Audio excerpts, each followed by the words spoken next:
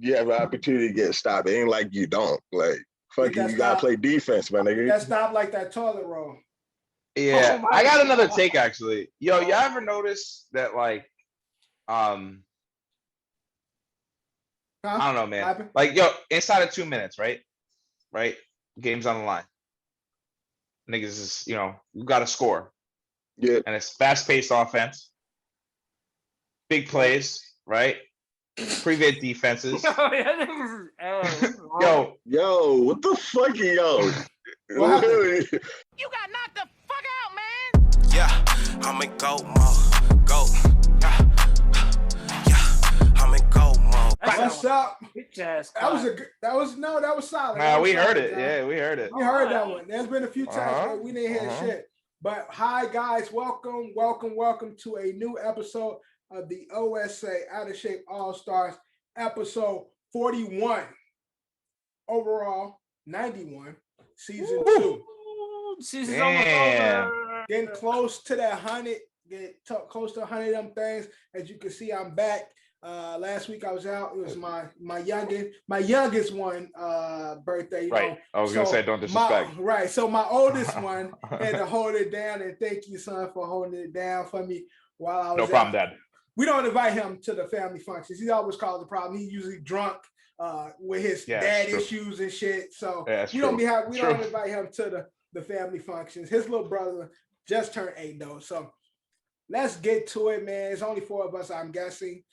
I don't expect anything from DQ. But Drew, I don't know where he at. He didn't say anything, but we're gonna hold it down for the guys that's not here. He's gonna come in hot too, bro. He's gonna come in dumb hot.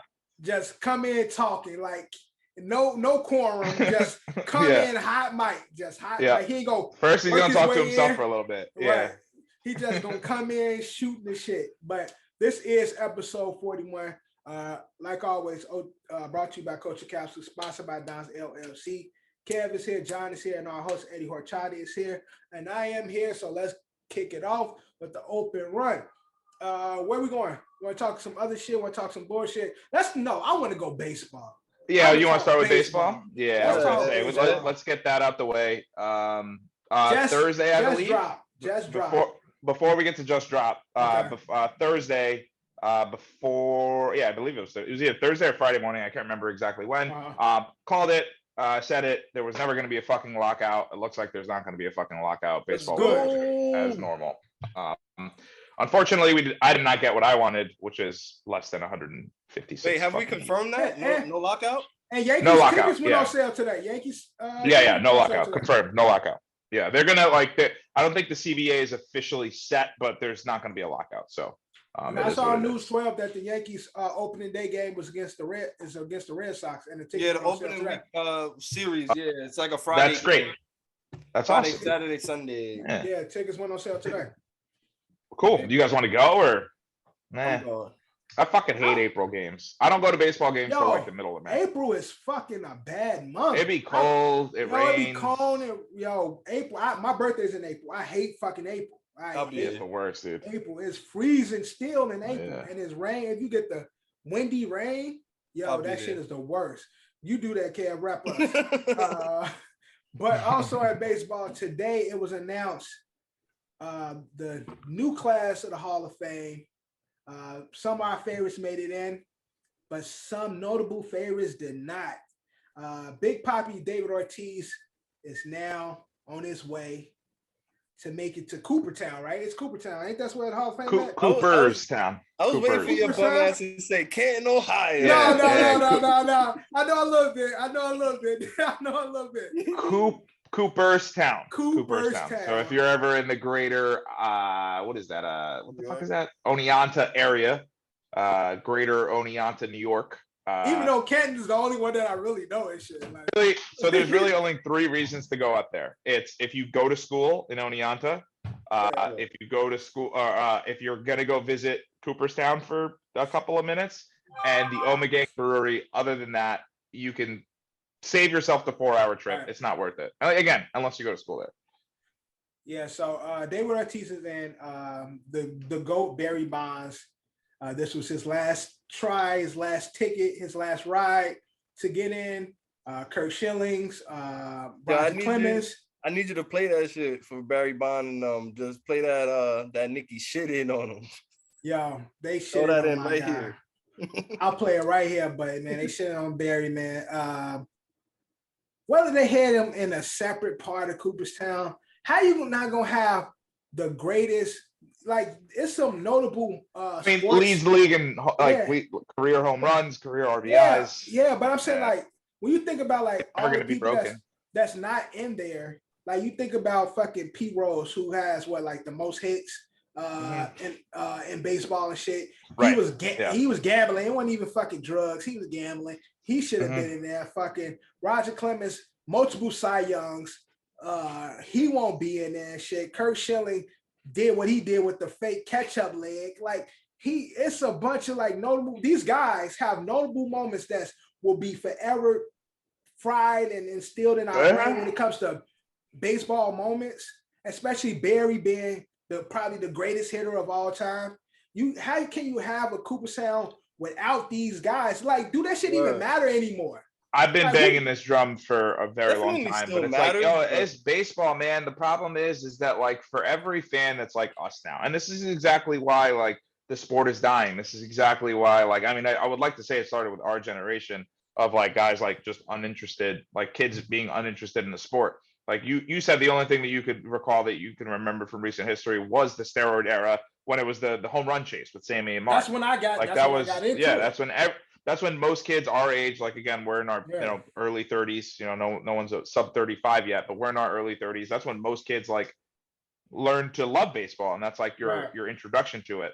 And then what you have to think about is like the next generation, like so kids in their maybe late 20s, early 20s mostly. They got like the hammerings of like the repercussions of the steroid era. So baseball really wanted to kind of make the steroid era, like anybody that was involved in it, like none of you are getting in. So between A-Rod, we did talk about Mark McGwire getting forgiven, Alex Rodriguez getting forgiven, all these guys. David Ortiz getting he was never confirmed. Confirmed. But then you had like obviously there were guys that were like ruining people's lives. Shout out Ryan Braun, fucking piece of shit. You're a literal giant piece of shit. But that's that thing is where baseball holds itself at this like high integrity, high class. But it's like, all right, cool. So in 10 years, what are you going to do about the Astros? And what are you going to do about the spider tack era? Like, what are we doing? This is the juice ball era now. This is the boring era. So what are we going to do with these like constant cheaters? But it's like, no, let's just make sure that the integrity of baseball is not tarnished by the steroid era. It's like, dude, fucking drop it. Like enough is enough. Like no one cares.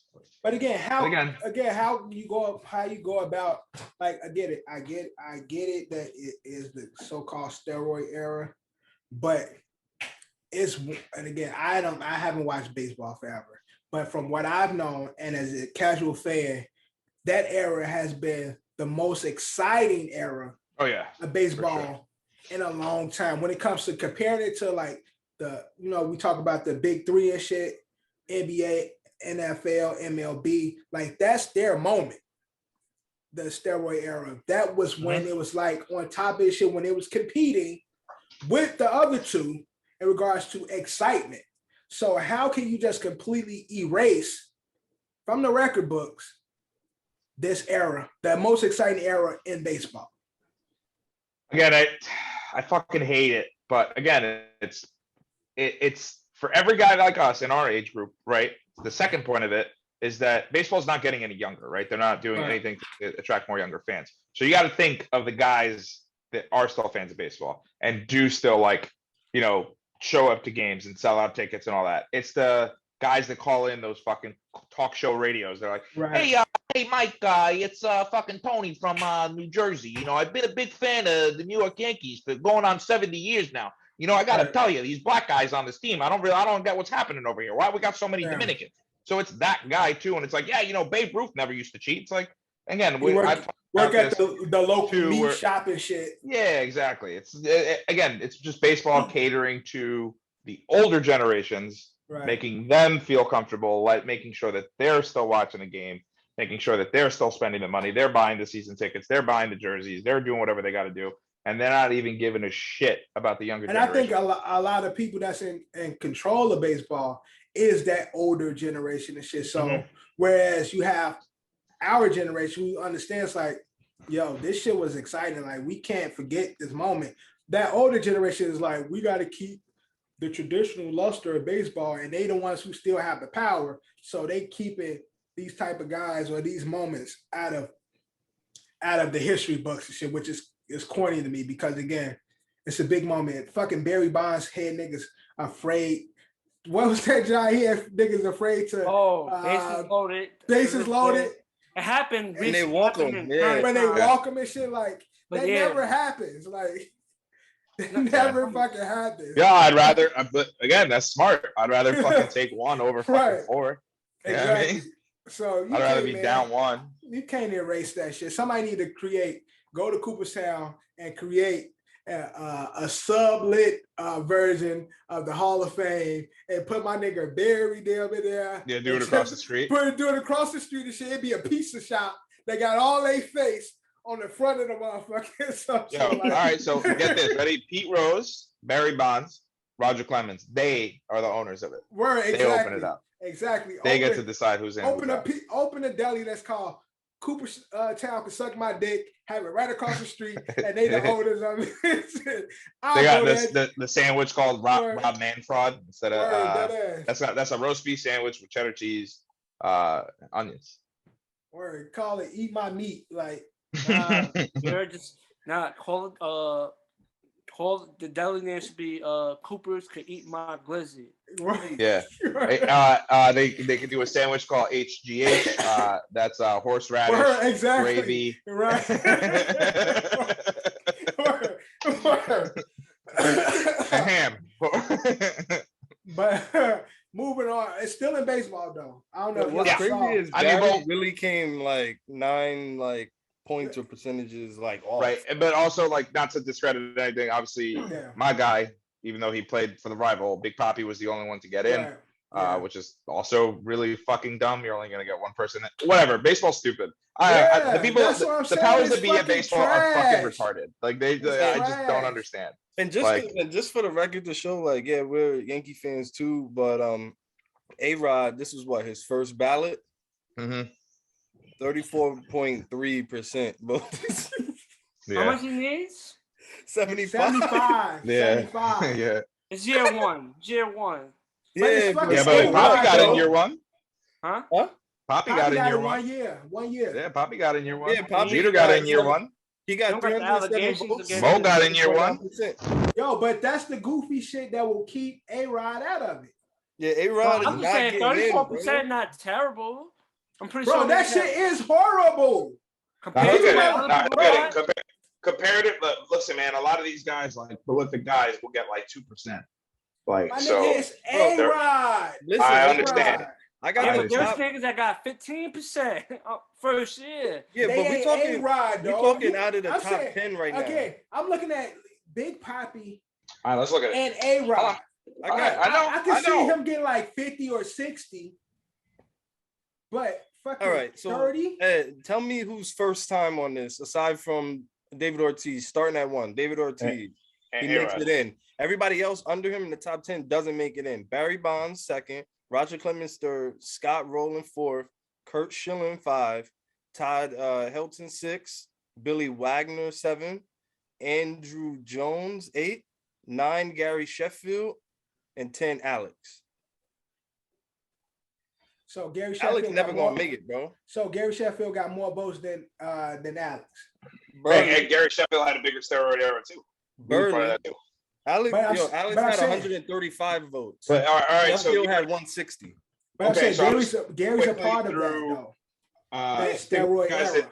First ballot though. Besides Big Papi, you got Derek Jeter, Mariano Rivera, Roy Halladay, Chipper Jones, Jim Thome, Pudge Rodriguez, which he probably shouldn't have been the first ballot. But he only got 76% of the vote. Ken Griffey, Randy Johnson, Pedro Martinez, Johnson Olds. I'm not going to go any further. Obviously, the other big names, Cal Ripken, Frank Thomas, Wade Boggs, Tony Gwynn.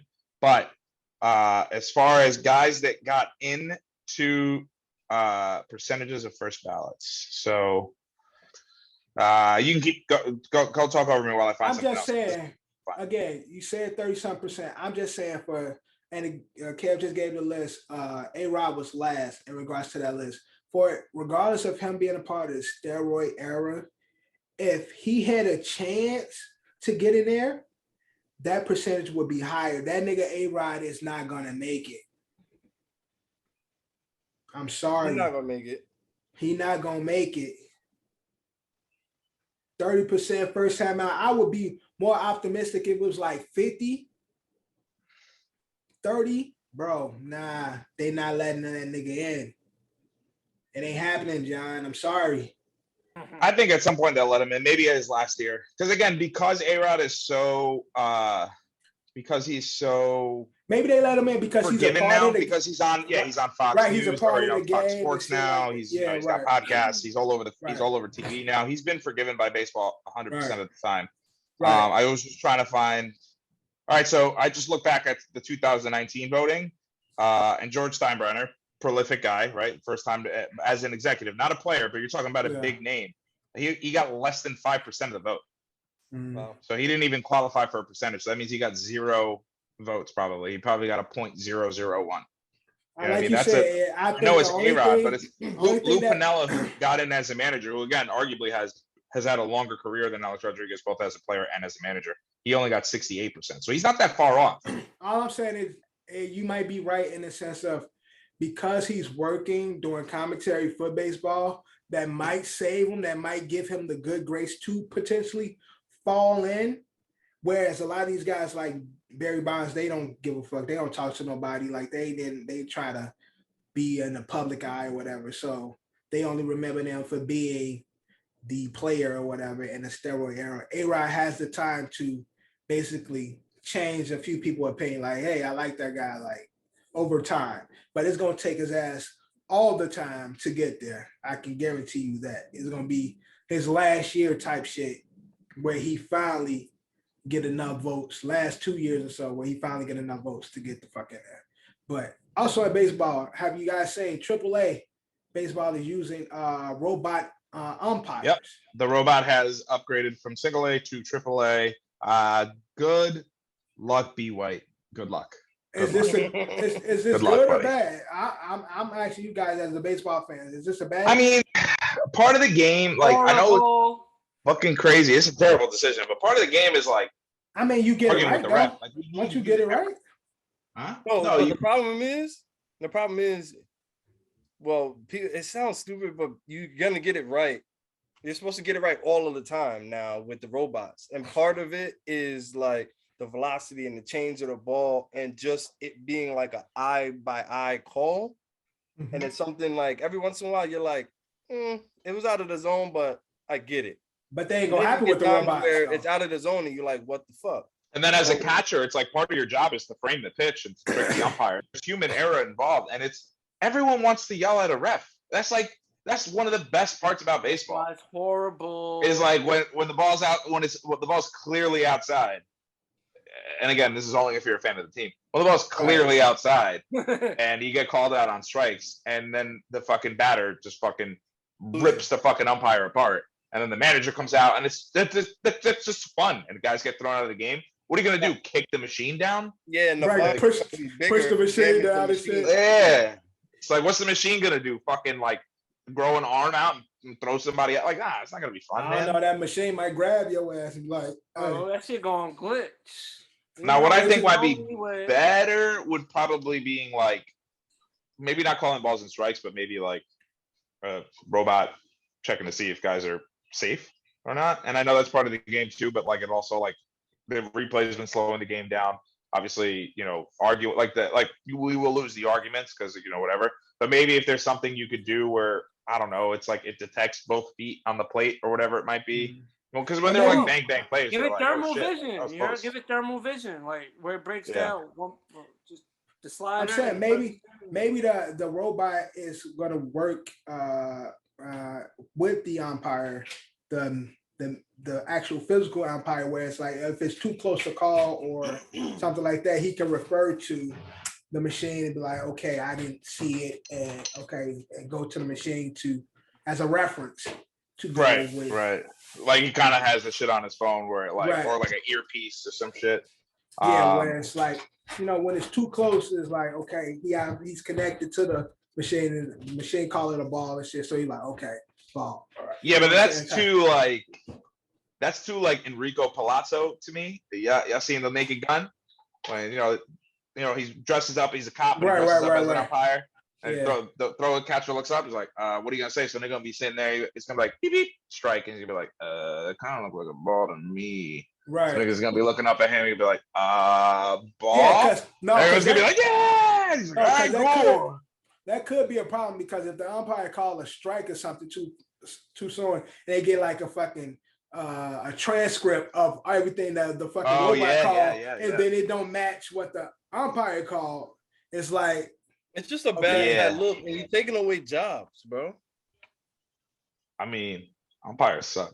I hope you. But again, they're part of the game. As much as we all hate them, and like we're like, yeah, good, get fucking rid of them. These guys, what are you fucking blind? Like you get all those. But then it's like, well, yeah, what if the Matrix? Look, grocery stores been taking jobs for the longest. Pro players, listen, I might not be. Hey, y'all niggas love that. You might have a chance, guys. Don't lie and don't act like y'all don't like the fucking self checkout. So that's the best. No, I honestly, all right. I have a hot take on self checkouts. I don't want to derail the podcast too much, son. I be having a fucking tough time at them shit sometimes. Like, especially like if you go to like one of those grocery stores, CVS, I bang that shit out, right? I just be like, yo, skip that bag in. Don't even weigh my shit. But like, you'd be like, beep, you fucking scan it, you put it down. You go scan the other one, you put it down. You go scan the third one, and it's like the shit don't want to scan because the barcode's too small. Or they can be like, please put your item on the scale. And I'm like, bitch, it's on the scale. Like, what do you want me to do? There's an unregistered item. That's my bag. I was somewhere and I don't know what I got. It was too light and the scale wasn't even reading it. I was like, oh, this is ridiculous. And then also at the other part, the other time, but then, son, sometimes you can't even fucking, you can't even, you can't even finish your transaction because it'll block you out of the screen. Then, ready? Here comes the best part. The fucking fat stock boy from the back that doesn't even fucking like his job and hates it, gonna fucking be, what'd you do? It's like, what you mean? Your fucking machine sucks. And he's like, whatever, fucking scan. Son, for all that, you should have just rang me out. Buddy. Why aren't you at the register? I don't like them. I don't like stuff. All right, but so no robot umpires in baseball. You guys are not with it. Our guy B is up there. He's about to deal with it because he's in the AAA right now, right? Yeah, he's in AAA, I think. Yeah. So he gonna have to deal with that. Unfortunately, we're gonna see how it go. We get the word. We should try to get him on. Probably like I don't want to say halfway through. I don't want to bother him. I know he's busy. Well, of course. But we should try to get him on and see if he can talk to us about it a little bit. You know what I mean? Maybe get a nice little hot take on it. How a little feeling. See how you feeling about the robot umpires and shit. But anything else in baseball? I'm looking. I had one other note, but I don't remember which one mattered. Chicago White Sox announced a deal with Cuban slugger Oscar Colas. So again, obviously, just be on the lookout for him. This is just like one of those. These are one of these things that it's a Cuban guy from the international deal. So these are like the Yasiel Puigs of the world, the Juan Soto's, the Shohei Ohtani's. Like these are like the big name guys. The White Sox land him, so just be on the lookout. He could emerge. On the young prospect too, a shortstop, like a 17-year-old shortstop from I know they got like one of the youngest kids to be in the system right now. I forgot who he was. He's on a 17-year-old, and he's definitely not from. I don't think he's from America neither. No, definitely not. Probably from La República, Papa. Probably. His name, I think. Yeah, hold on. I'm gonna Google his name real quick. Yeah, let's get it up. Anything else in baseball? Whoa! What happened, John? My man's essay just get it up, my guy. Oh my God, come on now. New York Mets hired Eric Chavez, former New York Yankee, former Oakland Athletic, as their hitting coach. I did that so Johnny can pull up the name. Isn't that the Cuban guy, the kid that got went up missing and shit? Elian Gonzalez. Elian Gonzalez. That's right. Yo, buddy made it here. They found homie in a closet, bro, in like one of the boroughs. That shit was crazy. Yeah, Elian Gonzalez. That's what I'm thinking about. Shout out to Shorty. How is he doing these days? Buddy made it all the way here on a raft, bro. Google just to have 30 federal agents find him waiting for him, right? Waiting for him and shit. His name is Roderick Arias. Oh shit! I think he's definitely an international player. Where Elian at? Elian Gonzalez is dead. It's fucking what? Yeah, nah, he's not. He's 26 and he is about to become a father. And he is back in Cuba. And homeboy looks he looks pretty good. He looks pretty good. That's what's up. Yeah. So shouts to Elian. Cuban embargo is over. So yeah. Shouts to Elian. Anything else in baseball before we move on? Oh, he's definitely of Latin descent. I just don't know what country he's from. All right. Moving on, our girl. Oh, Dominican Republic. What did I tell you? Of course. What a surprise. All right, now our girl Naomi Osaka was just in the Australian Open. Unfortunately, she lost. And a lot of the fans, as well as the reporters, was upset with how cool she was with taking the L.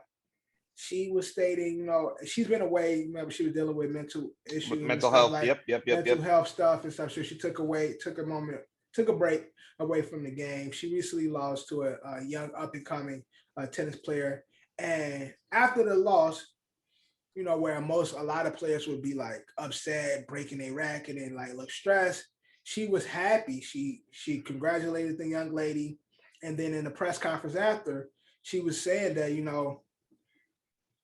it's good to see these young athletes come up. I'm here as still as a young athlete, but almost as a mentor to other athletes. We open doors for, just like Serena and other athletes, and the game has opened the door for her. She hoped to be someone that opens the door for others. And this young lady was saying that Naomi's an idol to her, and she looked up to Naomi. So to be her was a big moment for her. But everybody was saying, like the reporters saying, like, is Naomi, do she still have the fire? Because she was so calm and quaint in regards to her response.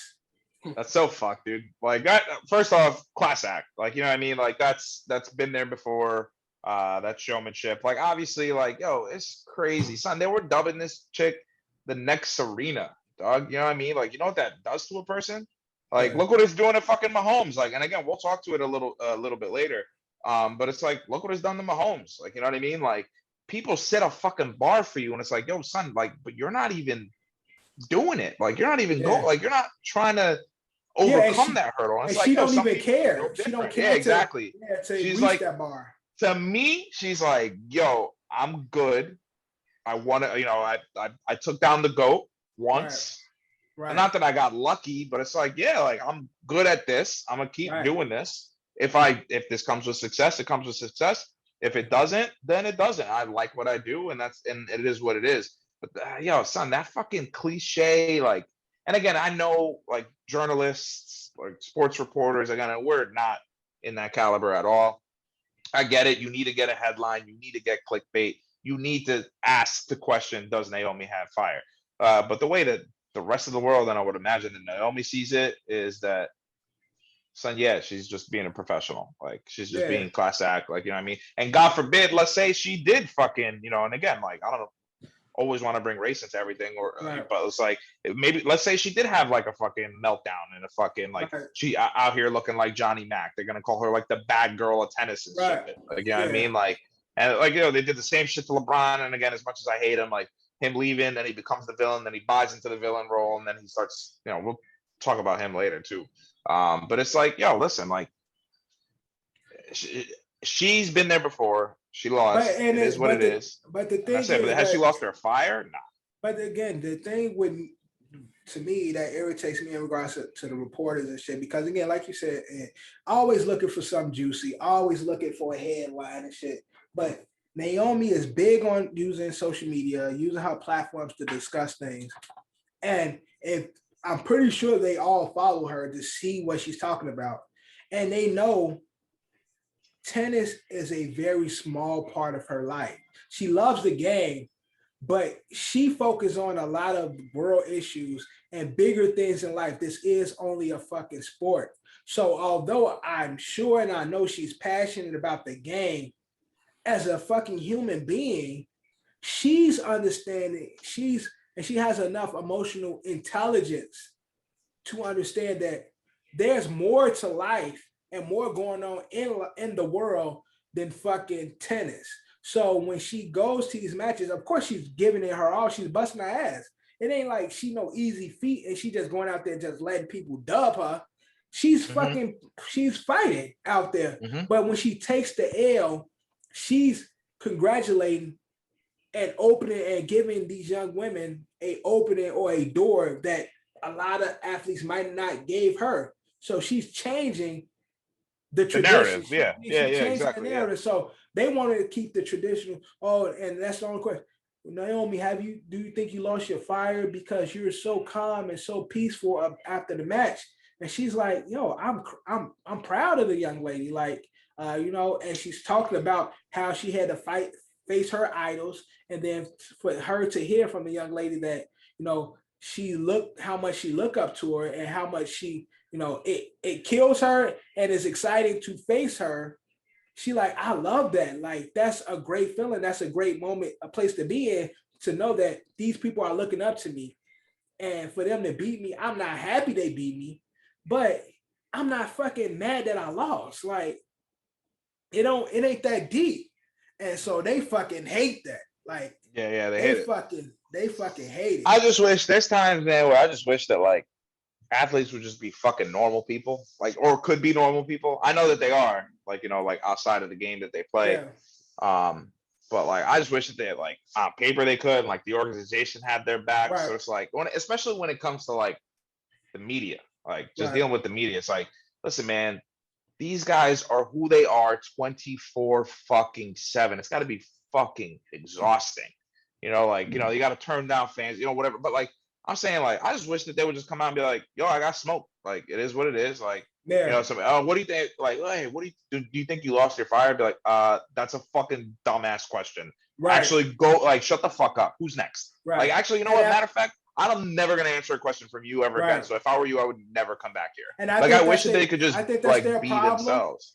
With Naomi, because she's like the closest to normal. Where she like, when they be saying shit, she be looking at them like, yo, dude, you stupid? Like, why you asking me that question? That's not like, this shit don't mean nothing. Like, why y'all so pressed? Yeah. And they hate that shit because, again, they want an athlete to be an athlete at all times, not forgetting that they are humans and they are people dealing with real life shit. This game is only a smidget of the person that they who they are and shit. So when they not just like, oh man, and just if they lose, if they win, excited athlete. If they lose, I'm mad and I want to win and shit. If they don't have that Kobe Bryant, Tom Brady, who we'll get to later, that type of Michael Jordan attitude that's like win. Fuck everything else. Win. These niggas ain't shit. Win. Shout out to my nigga Kendrick Lamar and shit, all that, my nigga J-Rock. But I'm just saying, they don't have that attitude. It's like, oh, are you an athlete? Bitch, you can't even do what I do. Like, I'm just saying, like, John, any take on the Naomi situation and her stance on being an athlete? Like, she don't think she took an L. She's calm about it. She's cool about it. Reporters don't like her being cool about losing almost.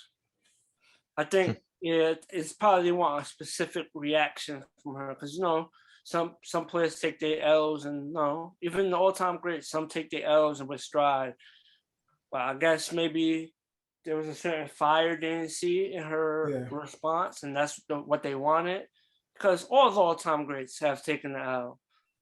At some point in their career, Some had some more fiery speeches. Some had some more calm. It's like, fuck it.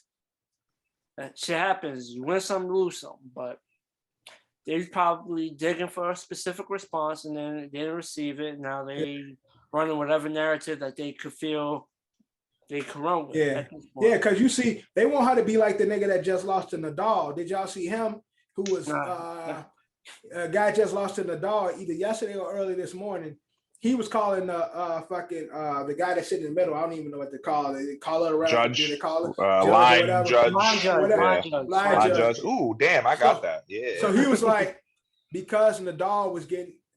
I guess he was getting away with balls. He was like, "You're corrupt. You guys are corrupt. You guys corrupt." And then they love that shit though. Yeah. So and the guy was beating Nadal, and then he took like a break. And he was getting mad because they were allowing Nadal to take breaks, and Nadal ultimately won. He broke his racket.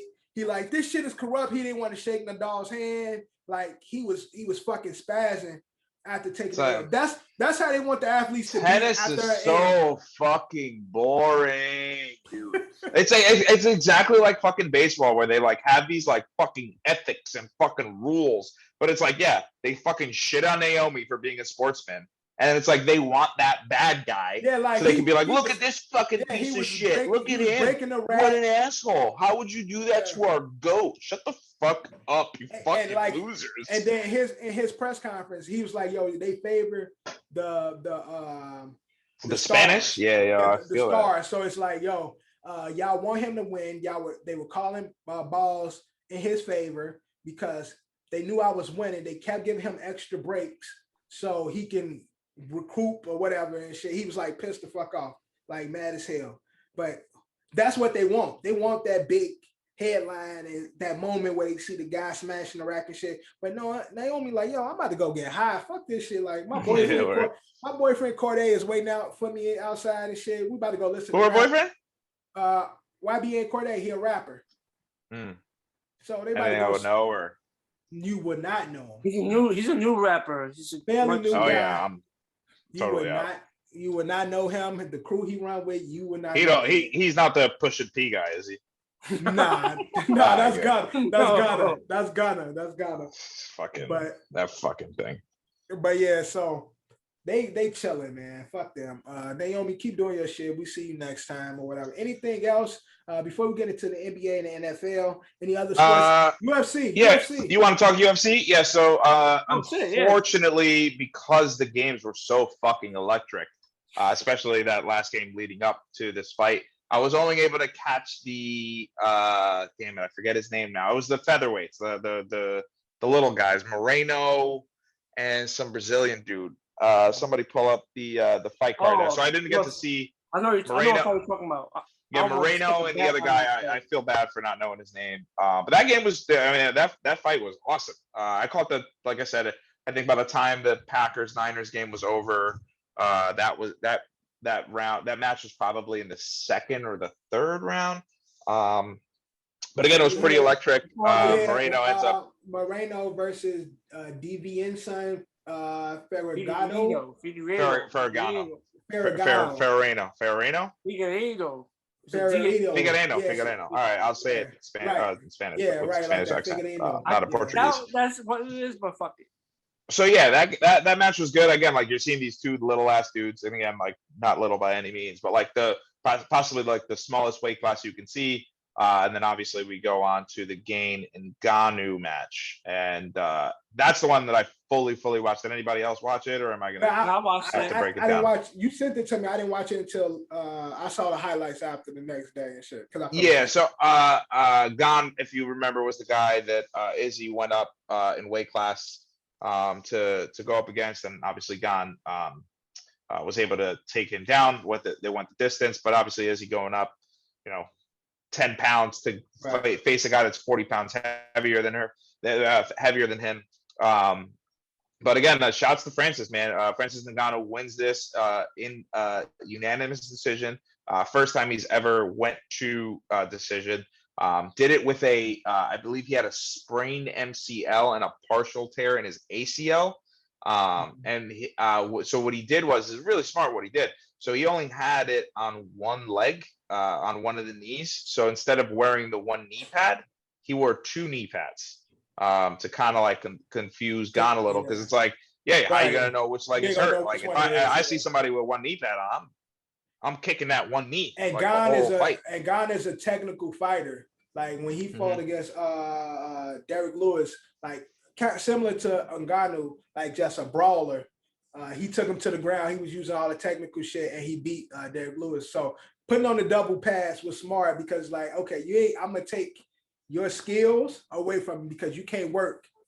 Well, I'm saying I think he put the 2 double kneecaps, knee braces on, because one of his knees was fucked up. Right, but he was trying to throw Gon off. Right, exactly. He was trying to throw him off to see which one it was.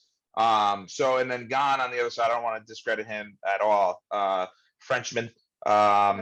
He's like, he is a hybrid, a unknown, right? So I mean, he can throw the kicks, he can grapple. I mean, the guy got his leg up there several times. You know, he's very, very limber, very athletic. He reminds me of a big George St. Pierre. I know that's a big, but how limber he is, how technical he is, how diverse of a fighter he is.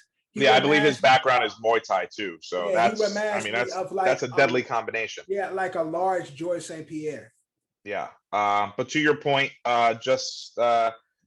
Ngannou, saw that early on. I think within the first 2 rounds, these guys realized they weren't going to knock each other out. And Ngannou, more specifically, he didn't change his style at all as far as like how he approaches fights. I mean, he just kept walking him down. Gon kept trying to move his way around. And Ngannou, the known striker, the TKO master, and he uses wrestling for this. Oh, he took it to the ground. He practiced a lot. He trained a lot in jiu-jitsu, and did most, and you could tell that Ngannou, I think, had 20 or 25 pounds on Gon, and that's what showed. That's what tired him out. So shouts to Francis. Looks like unless John Bones Jones gets out of rehab or great fighter, but I think Ngannou decides he's gonna fight, but yeah, Ngannou wants to go to boxing. So, and I think what they're trying to set up, and again, these are rumors. I don't know if it's going to happen, but I think ultimately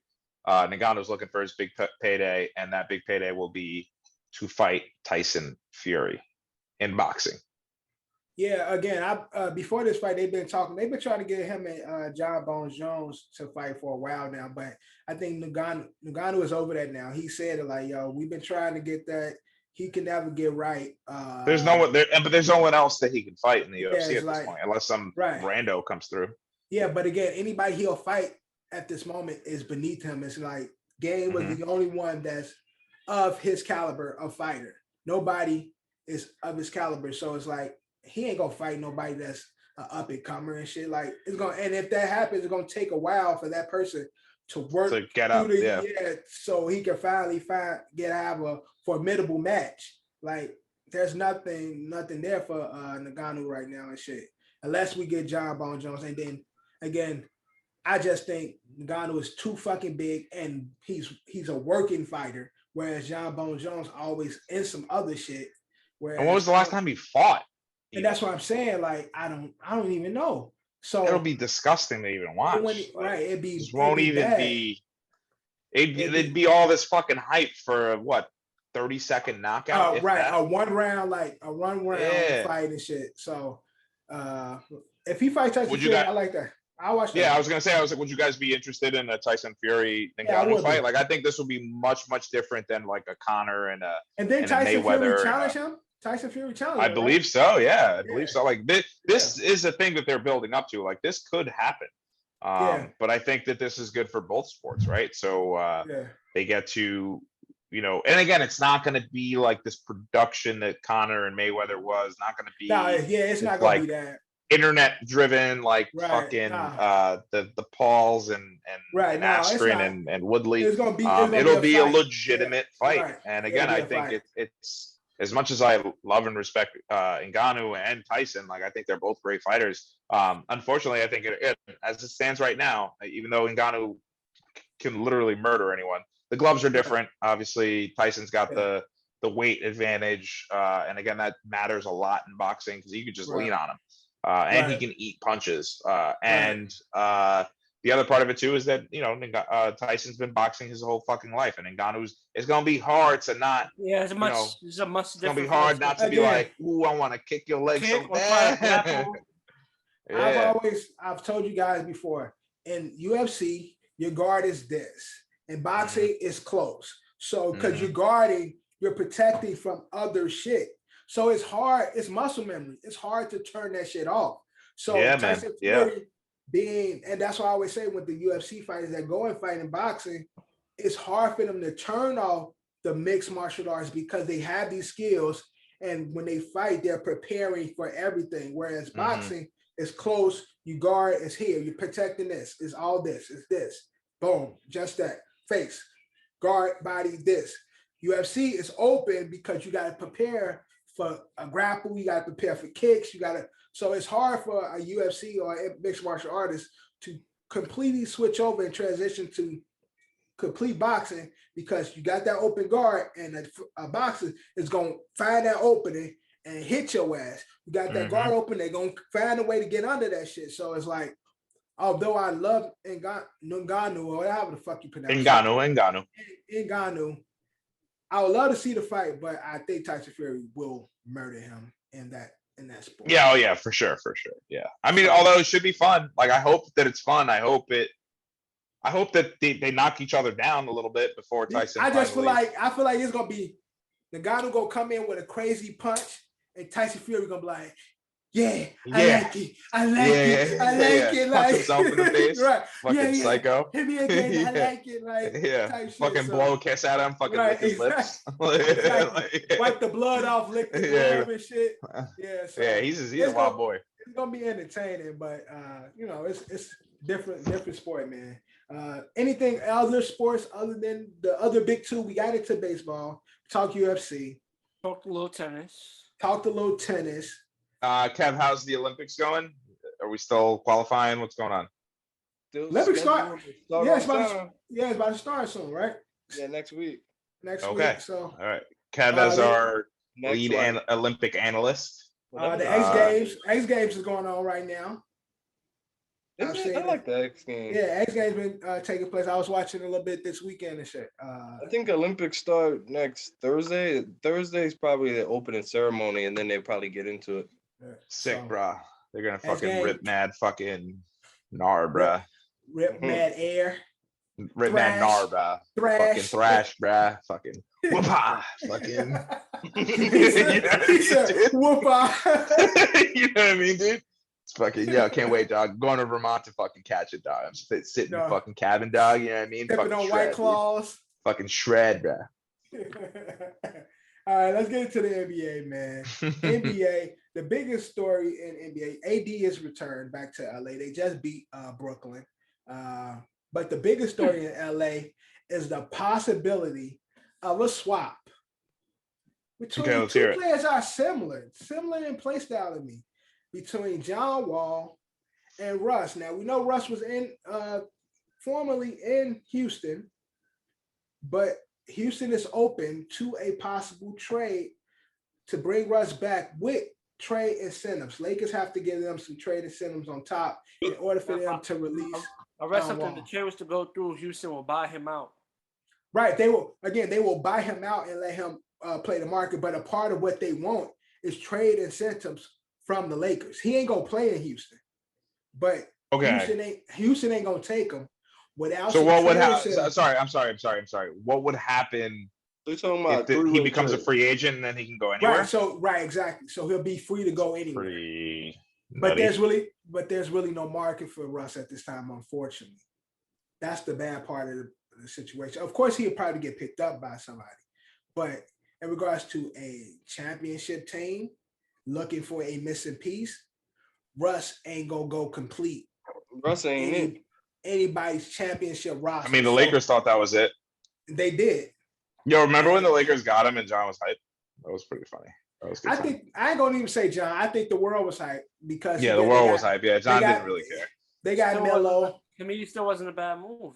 They reshaped the roster. They didn't really have time to gel. People was missing games here and there. AD just came back. They didn't really have that time to gel overall, you know? Right.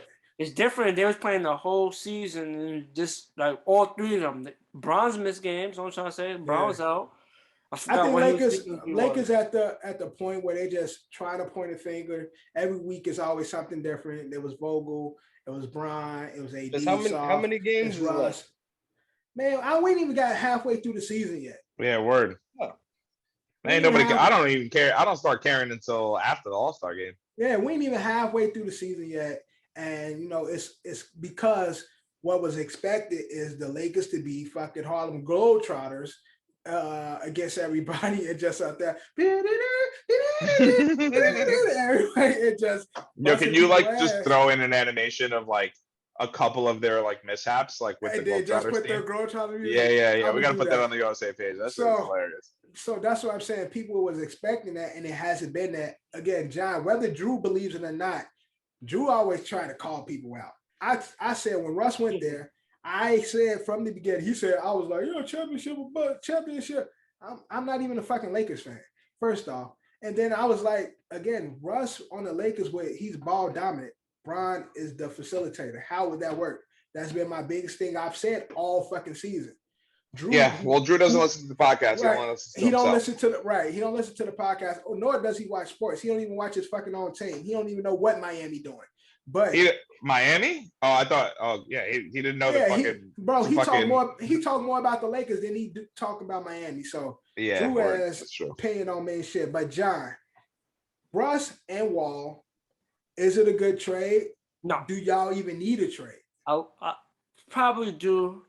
But I don't think we need to trade any, like, to consider of what the big three, LeBron, AD, and Russ. I think that should stay intact. I think there should be target more like a role player, someone who's a little younger. We need more of a 3-and-D guy. I think the Lakers had a 3-and-D guy and a much solid big man. Looks like DeAndre Jordan and Dwight Howard haven't, but they've been playing with small ball or experimenting with small ball, playing AD at the 5.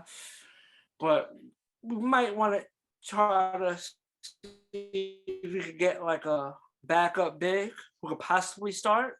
Someone that's solid, but he's a big body. He'll ultra shots. When you go to some suggestions though, John. I mean, Boogie is got body type players. Boogie's out there. So with Boogie, I was gonna say which one of LeBron's friends is gonna Denver signed Boogie. Oh, okay. I heard Denver signed Boogie, so I don't know what the situation is, but they signed him.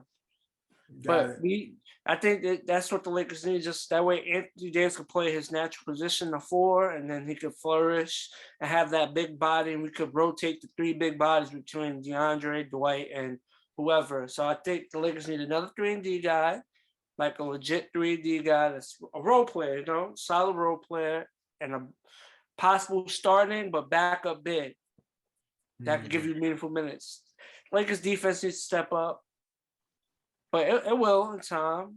They do got a lot of older players. They signed. Who thought this wasn't going to work out? It could work if you put the right pieces together, but obviously, Avery Bradley plays good defense, but he's not really a 3D guy, but he's not a defensive guy.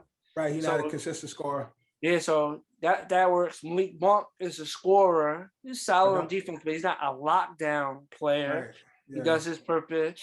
Who else? Stanley Johnson been the best player coming off the bench for them since he's a little young. He's still fresh. Like he plays defense, so he ends up got like Ariza, who we have also. He's a little older age. He would have been 5 years ago the perfect 3-and-D guy, but he's a little up there in age. So that's what comes with it. I think that's what they wanted from Ariza, but fortunately, the age is not there. Yeah, he's past his passion. He fucking played the same amount of time as Bron. They was in high school playing against each other and shit. So it's like, that's what I'm saying. So I feel like maybe, or he just hasn't really came back from the injury that he just came back. Maybe in some more time of gelling, he could come to a solid form himself. Obviously, he's not going to be his old self, but a decent form of himself that is capable. But yeah, I think the Lakers need a solid 3-and-D guy and another big. Yeah. That way they help the defense when like certain players get beat off the defense. There's someone there that may not block every shot, but make them think twice about going up with it. Well, they did just get a win today. AD is back. They played against Brooklyn. But speaking of Brooklyn, Harden, so Brooklyn only had Harden. They only had Harden, and I don't know how much longer they will have Harden because they played in Brooklyn. Kyrie can't play. KD is out, but Harden has reported that he really doesn't like living in Brooklyn, and he is interested in testing the market after the season.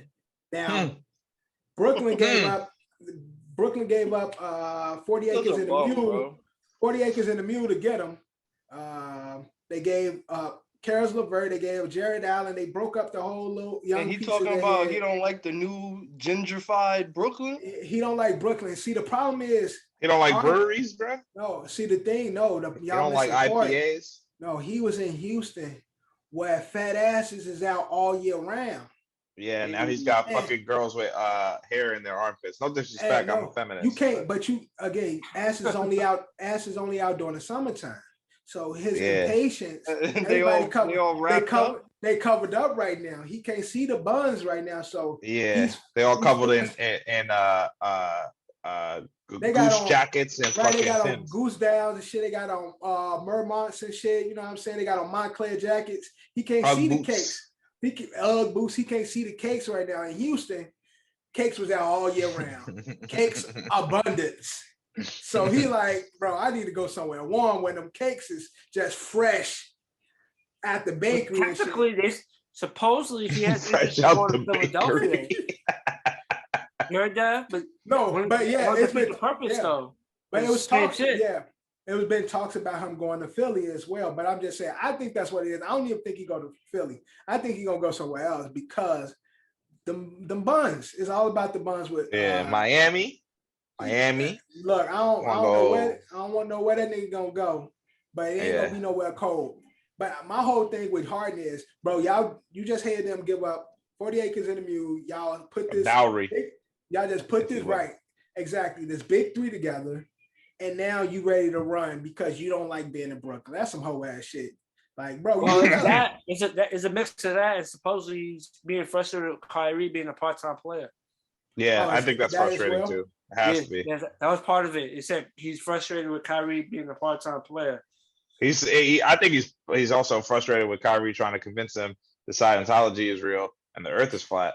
Okay. But do we see Harden? I know his talks, but it's a lot of talk. Can Brooklyn pull it together this season? Maybe put a championship team together.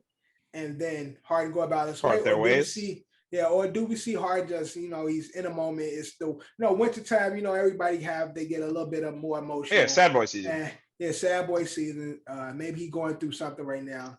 And you said wait for the weather to warm back up? Wait for the weather to break when the masses come out and then it get better, you know what I'm saying? What do we see happening with Harden in the future with the Nets? If I'm Brooklyn and I feel like he's doing that, I'll just trade him for Ben Simmons. We talked about this. John, you think Brooklyn should get ahead of it and trade him right now? Yeah, it'll be perfect. That's the right move. And then Ben Simmons could easily fit with Kyrie and KD. You don't gotta shoot because they could obviously shoot. We know KD and Kyrie could shoot, and then Ben Simmons could play his game and get in the elite defender. So you got Kyrie coming off the ball. That's fine. Technically, he is the shooting guard in Brooklyn. Oh, well, yeah, right, with James Harden playing the points. Technically, I'm saying he's technically a shooting guard, so it won't be different. And you add an elite defender, and that's it. You get a better defender who's... That's facts, though. That's facts. Slide him in there. Kyrie part-time, but Ben Simmons can hold it down, playmaker, and he plays defense. But imagine if, Kyrie is part-time, KD go down for any reason, Ben Simmons alone. Yeah, that'd be awesome. Simmons, I think Ben Simmons, Kyrie will be a good fit too. I'm saying, John, he's saying when it's Ben by himself. So, the situation right now, James Harden is by himself. How Kyrie got a part-time job in the NBA, son? Because he the GOAT. Kyrie that nigga, that's why. That's why. Yo, good for him, dog. Kyrie that nigga. He really got a part-time job. He's dead ass. Part-time millionaire, son. But what I would say is Brooklyn has some pieces, Brooklyn has some decent, like, bench piece role players. Yeah. And I think Ben Simmons won't give you the scoring, but he'll give you the capability to still facilitate and get them involved. Yeah. But he still will be a threat going to the basket. Obviously, he can't shoot, he can't shoot, but he goes to the rack. Still a threat going to the basket, so he'll still get his 17, 18 a game. Right. Yeah, I'm also still on the board of Ben Simmons is faking it, and he just doesn't want to play there. No, he doesn't want to play there, but maybe going to a new place. I'm telling you, he gonna go to a new place and he's just gonna be dropping buckets. I'm saying maybe he'll go to a new place and he'll switch it all the way up. But yeah, if I'm Brooklyn, fuck it.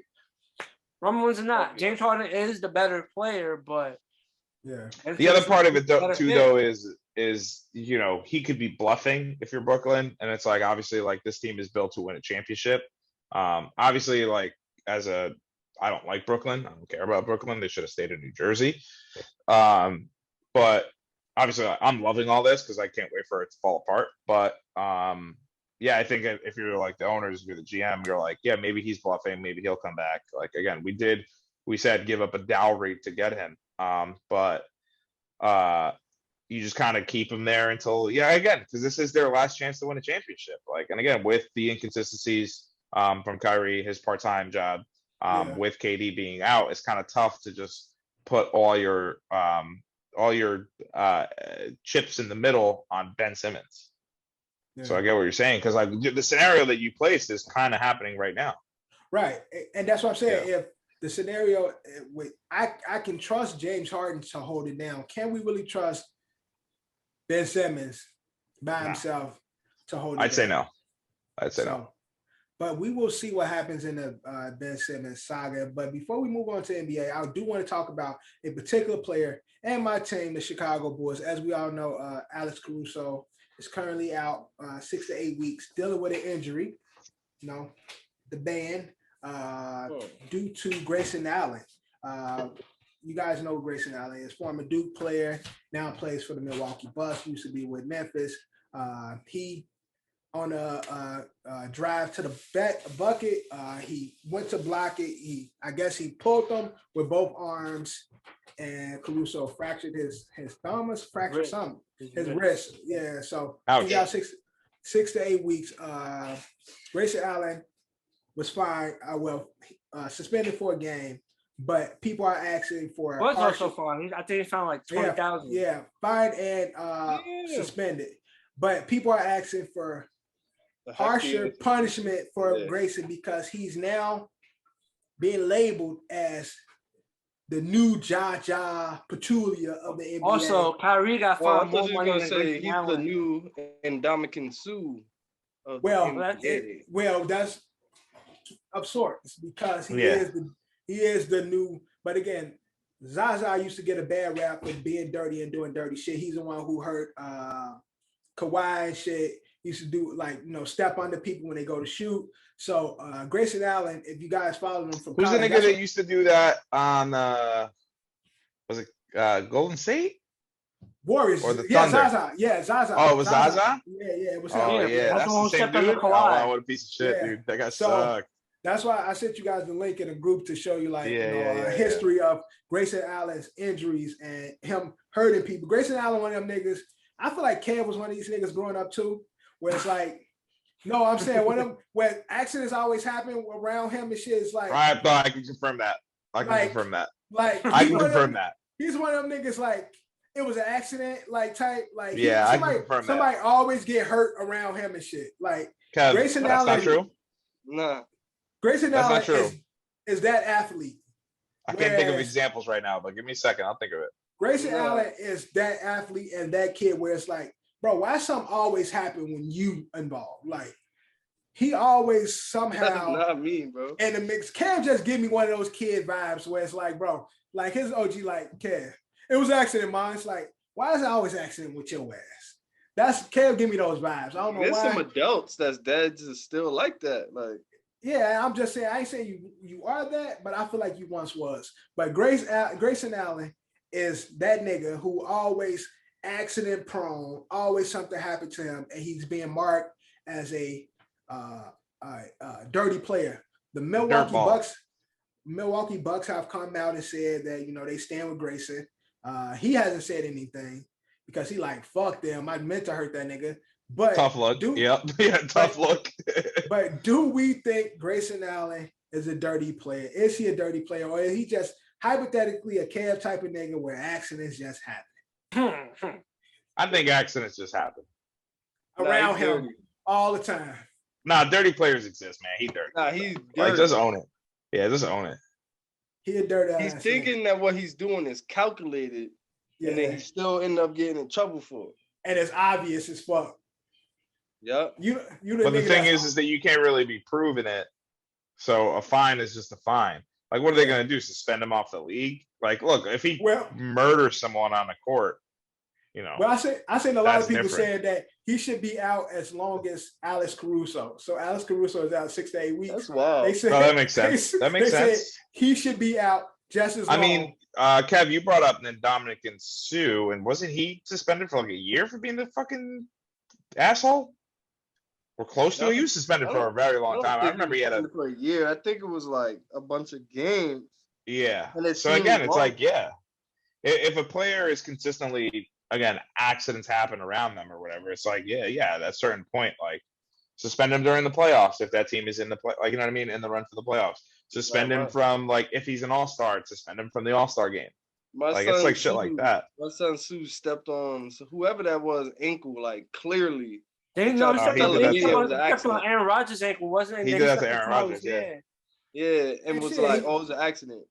And well, we gonna get into it, but he got kicked. He was ready to fight this week because he allegedly got kicked. Oh yeah, he was ready to fight his old quarterback, by the way. Ready to fight his quarterback because he said he kicked him. He flared his leg and shit. Yeah, come on. John, Grayson Allen, dirty or nah? It's my guy, but I might have to say, John. I know we got the Duke ties and shit. We fuck with him, but is he keep it a buck? Low guard, dirty, man, dirty. Wait, the Caruso was fucked up. Yeah. And it's just like he got the rat now, so it's a matter if he's gonna continue it or not. But what I was trying to say also, Grayson Allen did that, and he was found 20,000. But Kyrie, did you see the clip where he said that to the fans? To the Cleveland fans. Oh yeah. What do you say again? I want your championship. Kyrie told Cleveland fan, be grateful, motherfucker. Yeah. I hope you win the ring, basically. Yeah. He got fined $75,000. But how you get? But that's $75K for that. But how you get fined for that though? It went viral, so. That's all it takes. Okay, but that's all it takes, man. You can't. It's public eye. Funny. It's funny, and it's true, but I feel like it was something light. Again, I feel like if that was LeBron James, again, that's too unfair. If that was like Draymond Green, not even. If that was John Wall, if that was Anthony Davis, if that was. We wouldn't got fined. No. If Steph Curry's different because again, like I'm talking about like these like sub dudes. The problem is that the public eye with Kyrie is he's a non-vaxxer, he's a fucking flat earther, he's a fucking psychopath. Exactly, If that was anybody else, I would have been like, yo, look at this funny ass shit. Like, remember when Russ, like, somebody recorded Russ, like, he was like, oh, you trash or whatever. He was trash talking the 75K for something like that, like, kind of just proves back into his point. It's like they don't really care. They just want us out here cracking the whip, go straight to work, keep your mouth shut. Proving the point to him, though, and I think it's him. Like I said, I think if it's anybody else, I don't think that happens. It's because Kyrie has that reputation. And again, Kev, I'm not trying to like say that like the NBA is right for this or wrong for this. It's just that like because of the TikToks, because of the internet, because of the Instagram, because of who Kyrie, like there are too many people being like, you need to do that, and because of like cancel culture and whatever you want to call it, is because it's Kyrie. If it's anybody else, I think ain't Kyrie, nobody. Again, it can't be LeBron, right? Because if it was LeBron, like obviously it's LeBron. Like, Kyrie is the biggest villain in the NBA. Word. So him doing that, saying that's why, like you said, if that was fucking Grayson Allen, I don't think anybody cares. Right? Nobody would say Caruso. No one gives a fuck. Yeah, nobody cares. It's jokeable. It's laughable. Right? It's laughable. They die laughing. The fan would be like, you right. But because it's fucking Kyrie and he's always labeled problematic. He's a rebel. He don't want to listen to NBA. He does whatever the fuck he want. He is a part-time NBA player. Like this nigga is working part-time. And the other part of it too is that like damn well that man provoked that because it was Kyrie. Like they weren't talking to James like that. They wouldn't talk to nobody. Like they wouldn't talk to Amon Shumpert like that, who also won him a ring. Right. You know what I mean? They wouldn't talk to J.R. Smith like that because they know they're not gonna get a reaction. Like they'll get that probably same reaction, but it's not like a clickbait. It's not a go viral claim as if it was for everybody else. It wouldn't be. It wouldn't be. It's Kyrie and shit. Everybody hate Kyrie. So that's what it is, dog. Any other NBA takes? So I had something that I heard this morning actually. The boy Doc Rivers was asked how much of a 24-point lead blown was on coaching, and my guy said, would you ask Pop that question? No, you wouldn't. So don't ask me that question. I've earned that. Is Doc Rivers in the same class as Greg Popovich? He is not. Okay, so why? Not fuck with. Why did he say that? Because he black and he wanted to play the card. Unfortunately, that's one of the cards that don't work. That does not work, dude. I like the black card. I like using that one. I throw that shit out real quick. Like, what you say? Boom, boom. Yeah. But I didn't see it as a card. I think I saw it as like, hey, Pop got rings, I got rings. Like, I'm a go coach. He got one. Yeah. He got one ring. But he acts like, and everyone from Boston acts like that was like the best fucking run in history. And not many winning seasons. So like, okay, all right. No, I mean, you got rings with the Lakers. He played with the Lakers and won. So he got those rings. But as a coach, you're not on a level of Pop. There's nobody in the NBA coach right now except for probably Steve Kerr. Is the only coach that can throw that. Yeah. You don't ask Pop that. Nobody else can throw that in the NBA but Kerr. That's the only coach. Crazy part, Kerr is close, but he's not even like on his. But I'm saying, but I'm saying he's the only one that can have that bravado and be like, you don't ask Pop that because he is a multiple champion. You know what I'm saying? No other NBA coach can do that, and none of them are on Pop's level. But Kerr is the only one that's of that caliber to even throw something out there. The rest of these niggas, nah. Nobody else. Doc, none of these niggas can throw out the Pop's name. Show that man some respect. All right. That's the NBA, man. We're going to move on to the NFL. Now, before we get into the crazy weekend, we got to talk about some shit that's happening in the NFL. Some trends. Oh, yeah, let's talk about that. Yeah. Moves that's kind of important. On the way. We got to cover the moves, cover some of the moves going on right now. The moves, John. We got to touch the moves. Let's get into coaching moves. John's really excited about this. So we got some Giants, baby. So we got some coaching moves now. We got Ron. Ron. He talking about Ron. Oh, the bad man. The bad man is possibly, is he done in Green Bay? Do we know for sure? Oh yeah, I think it's unless for some he just doesn't want to be part of a rebuild, right? So he said that.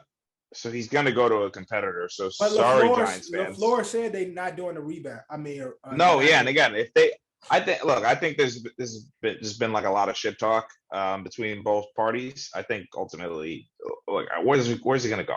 Like, I think the Vikings could be a good fit for him. He's not going to go to Chicago. Yeah. Denver seems like a fucking mess. Like, you know what I mean? Like, you got to think about teams that are like, what are they missing? Yeah, it's like it's hard. Like, a lot. Yeah. So it's like, maybe do one more ride. Because they could franchise tag. This don't work out. They could franchise tag. And Devontae's he'll sit out if they do that. So they're gonna either have to pay him or. But if A-Rod is there, then he'll play that one more year. Yeah, he'll play that 1 year and shit. But that's the only possible thing I can see for any one of them, because A-Rod, other than the Vikings. Yeah, I think I disagree. Possibly the Niners. Broncos need an offensive line and a little work on defense. Who's gonna catch the ball? But that's a rebuild, though. But that's the rebuild. That's the rebuild. Am I stupid? Who's gonna catch the ball? Jerry Judy's always fucking hurt. Fucking Cortland Sutton's always fucking hurt. And Devontae's gonna come. Yeah, I don't know. That's the receiving core right there. I understand, but like you got two guys that are always injured. I'm gonna talk about Aaron Rodgers' biggest problem when we actually break down the games here. But I don't think it's a good idea that they're a package deal. I'll give my reasons why. And again, if I'm Aaron Rodgers he's gonna let Devontae go get his bag. Like if he knows that they're not gonna win. But again, I think Broncos is the rebuild that he's not looking for. It's a lot that would need to happen to make Broncos a formidable team for him to be like, okay, we ready to make a run. I don't think Broncos is that team. The best spot is fucking the Packers, if not the Vikings. San Francisco. That's another good spot. And that's why I said San Francisco as well. San Francisco's another good spot. Another solid spot. But imagine that. Yo, move over, Jimmy. After what he said, crazy. We'll talk about it. And Jimmy, another one. Might be out the door. We'll get to it, but Jimmy might not stay in San Francisco. Jimmy's gonna be the best backup quarterback in the history of the NFL. Going for it. Jimmy's just gonna get bag after bag after bag after bag. But speaking of other moves, the great Sean Payton is pretty much done in New Orleans. He do have one more year left. He stepped down officially. He's done. But he stepped down, but because of his contractual issues, he might sit out and do like commentating for a year. I wouldn't be surprised if he sit out and just travel the world for a year. Not much stress. Yeah, he ain't gonna be doing. I don't think he's gonna get involved with the NFL too much. I think he'll still keep a close ear out. Honestly, I think he's waiting for that Cowboys job to open up, maybe looking for like a bigger, like think about like a rustic franchise, like a franchise that has been doing this a while. I don't think McDermott's going to go anywhere with the Bills. I don't think if Eric Bieniemy doesn't get signed by a team this year, and Andy Reid retires next year. But again, like he would wait for like a Chiefs or like an Arizona Cardinals situation, perhaps, maybe. Well, the two biggest Kingsbury's definitely out. Biggest spots right now for Sean Payton is possibly Chicago, because that's where he's from and he has ties with the organization. Him and Jerry Jones allegedly has a relationship, and so Dallas, with everything they already have, having an offensive-minded coach. That Jerry Jones looked to shift Mike McCarthy or whatever the fuck that bastard that is. Mike McCarthy, yeah. Shift that bastard out and get Sean Payton in there. But for you guys, our Giants fans, they just interviewed Dan Quinn. I want today. What you said, John? I want an offensive guy. You gonna get Dan Quinn again? Was Dan Quinn on that team? Or was that Shanahan's team? Atlanta. What happened? They got cooked. 28-3. They got cooked. Yikes. Yeah. Well, I hope you guys get Dan Campbell changed his career, man. Yo, that's a good ass move. I mean, Dan Quinn has showed himself as a great defensive coach. He was a defensive coach prior to getting a head job in Atlanta. Yeah, he was over in Seattle. Right, exactly. Legion of Boom, he put together that. So, Kev, what do you think about the possibility Dan Quinn being the leading front runner for the G-Man's head coaching job? I'd rather Leslie Frazier over Dan Quinn. I'm tired of. I don't want nobody that coach or play for the Cowboys. Oh yeah, Jason Garrett. I think Eddie's confusing Jason Garrett. Yeah, like that's just how I feel. Like I'm happy that they interviewing and blah blah blah, but it's like shit don't matter to me until I see something a better product on the field. But I would prefer a black head coach. Well, again, Leslie Frazier has also interviewed. Oh, Brian Flores is also Flores and Leslie Frazier. I'm okay with that. Leslie Frazier. I haven't seen anybody really talk about Brian Flores. I heard. There's been rumors that Brian Flores could go to the Giants. Yeah, they requested an interview with him today. Oh yeah, and Jim Caldwell. Jim Caldwell. Yeah. So who I thought was done coaching. I didn't even know he. Yeah, I didn't even. Formerly Lions head coach, right? Or probably the best lines coach in the past 20 years. I didn't even know he was still. I know he was still working. Yeah, I thought he was done. I think he's a coordinator. He was a coordinator these past couple of years. Oh. Nah, John, tell me if you've seen it too. Like surrounding the Giants right now, they talking about Giants should hire a younger GM and then a veteran head coach. Didn't you already hire a GM? Shonen, the assistant guy from the Bills. Giants hired the assistant they hired Bills him? GM. Yeah, I overlooked that shit. I saw. You guys know who was a part of your? Do you know who helped the search for your GM? Who? Dave Gettleman, your former GM. You guys trust his decisions, right? He was an assistant head coach on the Miami Dolphins in 2019. Jim Caldwell. That was the last time he was. Yeah. So yeah, again, it's been 2 years since he's been. So you saying that they former pandemic GM played a has role in him taking away. Yeah. So the former GM who makes great decisions has helped pick the new GM. Yeah. You guys cool with the decisions he makes? Yeah, it's all good, man. We win the Super Bowl next year, so. All right. Also NFL news. I don't know if you guys see AB posted himself on the Ravens. Oh no, he been trolling big time. Y'all see, so obviously Buccaneers lose too. We'll cover the game at some point, but he got the sign of him walking off MetLife. Yeah. With the Bucks he also sat down with I Am Athlete. They asked him who do you want to play with next? They first asked him, do you still want to play? He said yes. And who he want to play with next? He said Lamar.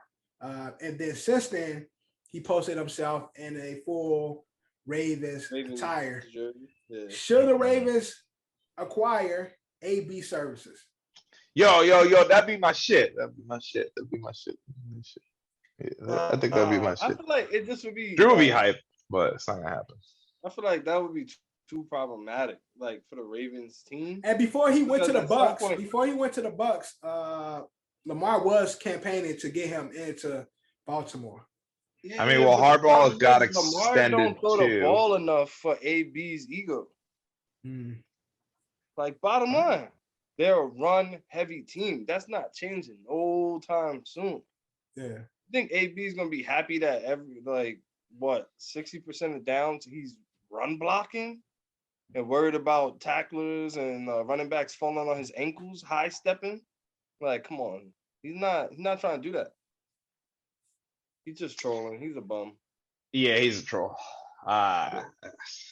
He's an asshole. The guy's an asshole. I don't know. I don't care. I'm done. I've exhausted my energy with him. Any run heavy team y'all could think of is not picking up AB. It doesn't benefit them.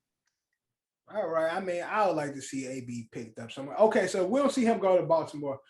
Where would he fit? The Giants? What are they doing this year? The AFFF is back, or AFL, XFL's coming back too. It's not a good look for the Giants.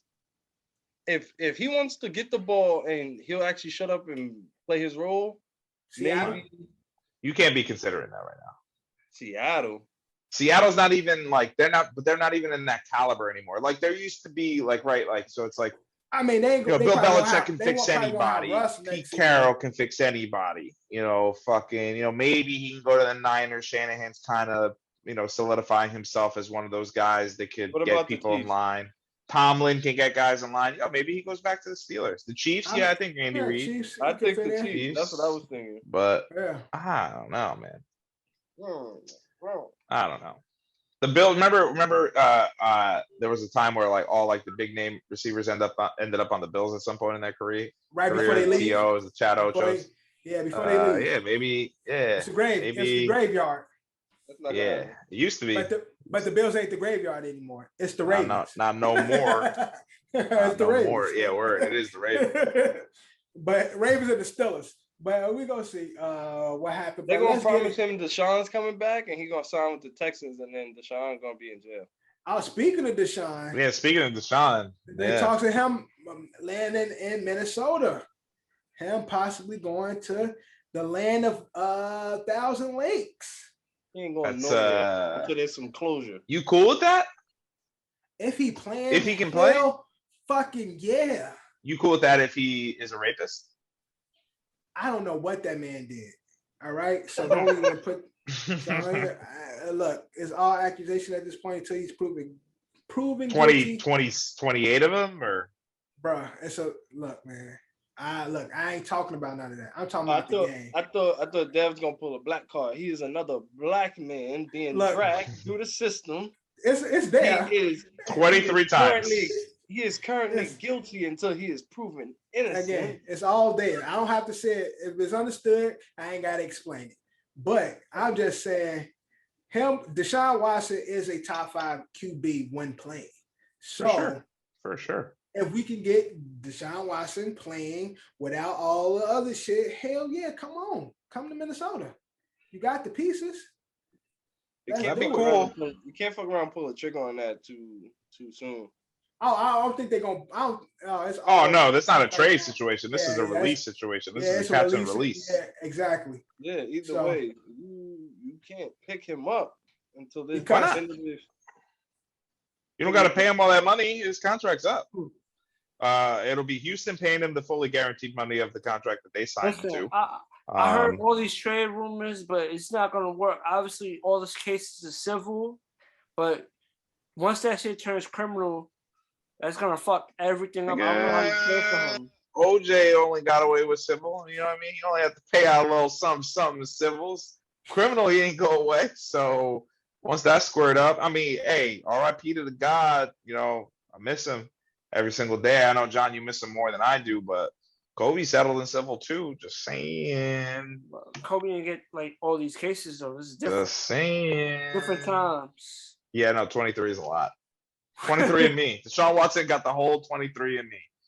You're gonna find out his real nationality. Oh, yo, sidebar. You see the little bitch from 90 Day? Hey, yeah, Lena out here using racial slurs. It wasn't even that bad, bro. Yeah, it wasn't even that bad. I mean, I get it, but it's TLC. It's TLC. It's TLC. It's, you know. But okay, so shouts to 90 Day Fiance. Let's get into the divisional round. Ed, you have the floor. Great fucking weekend, man. Oh, the crazy thing is, I almost hit on a crazy bowl prediction, bro. One game off. Almost. You were one away. Yeah, but I almost hit on mine too. Yeah, but you guys were all almost there, but there was only one of us that actually hit. But my shit was the boldest, though. And it was. I wanted to go with yours. No, your shit was crazy too, bro. Yeah, I was very skeptical of the Niners and the Bills. And then I found a stat after we recorded, and then I went, oh shit. So then I threw some money on the Niners, and it didn't really work out because I needed other things to work out for me. But hey, it is what it is. But that being said, what I've been saying all weekend, whatever you want to call it, in recent history since 2010, 2009, which was obviously the best time of my life when the Jets were playing football. I think I've been watching football for a very long time, understanding the game for a very long time. And again, maybe it's recency bias. Maybe there was a lot going on. This was the greatest divisional round of football I think I've ever seen in my entire life. And it started at 4:30 on Saturday, the number 1 seed Titans hosting the Cincinnati LSU Tiger Bengals. Final score 19-16. What a game. Joe Burrow, one of the only quarterbacks to, I believe this is, again, all my stats that I'm going to be saying are things that I just found on the internet quickly, so I didn't fact check them at all because I don't care. But Joe Burrow, one of the only quarterbacks to get sacked 9 times and still win the game. Ultimately, what this came down to is Joe Burrow is Joe Burrow. He sits there. He sees the pressure coming. He doesn't care. He's just going to throw the ball. Jamar Chase becomes only one of the first receivers as a rookie to record over 100 yards in 2 back-to-back playoff wins, which is also wild. Joe Mixon had a solid game as well. But I think the true story here is Ryan Tannehill. So there were parts where Tannehill looked good. Looked like an elite quarterback. I mean, he like that pass to AJ Brown in the corner of the end zone where he didn't even need to do much. He just put his hand out and it just fell right into the palm of his hand. perfect spot. Great ball. And then, of course, obviously the timely interceptions. I think another part of it too is I think they ran Derrick Henry a little too much. He wasn't fully ready. I mean, there's a plate in his foot. So, like, you know, maybe you should have just waited off to fight another battle with Derrick Henry. Right. Deontay Foreman was doing pretty well without He had a big run. He had a big run. I had a big run. I mean, one point he ran like 50 yards. He had a 50-yard run or some shit like that. Yeah, most of his yards came from that. I think it total 60 something yards, but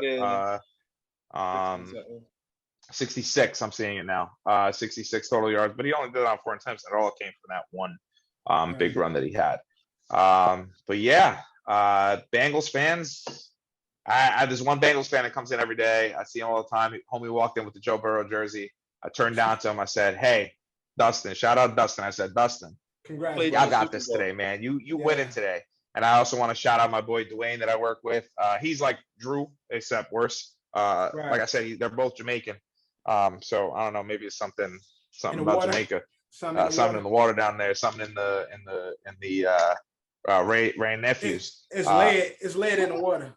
Yeah, so we're sitting there, and obviously Tannehill throws. You know, I think there was like about a minute 12 left, or whatever it might be, minute 22. Tannehill converts on a deep third down to Julio Jones, connects with them, strikes down the middle. I hear him in the back, and he, just like Drew, he mumbles. Well, it's over. It's over. I said, you can't say that, man. There's 3 timeouts. Obviously, the Bengals had called the timeout there. I go, there's 3 timeouts. Anything can happen. Even if they go down there and they score, I was like, you can't say that it's over. I was like, congratulations, you just jinxed the Titans. He goes, I didn't jinx the Titans. Very next play, interception.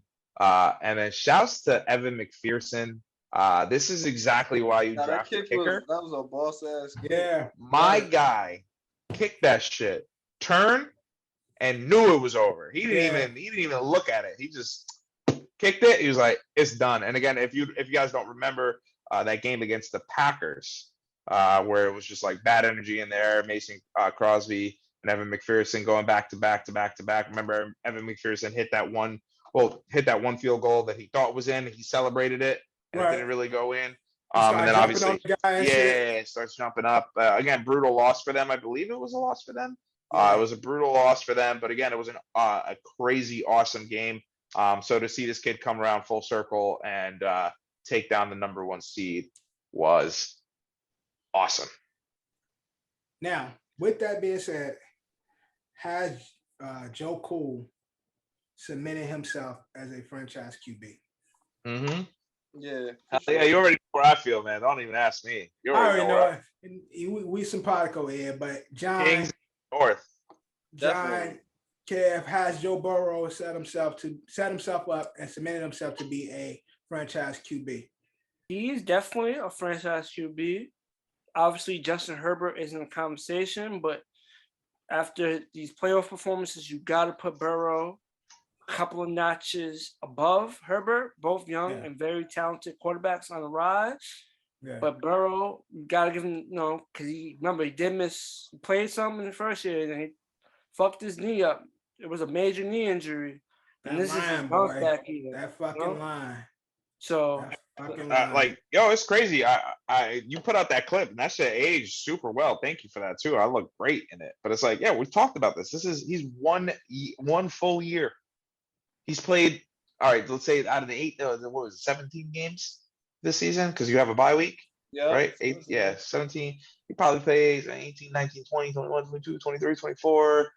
Maybe 25, 26 games in total in 2 years. And within that, he takes down the number 1 seed. He's got 2 playoff wins under his belt, and he's playing in an AFC championship game. And again, who knows what's going to happen?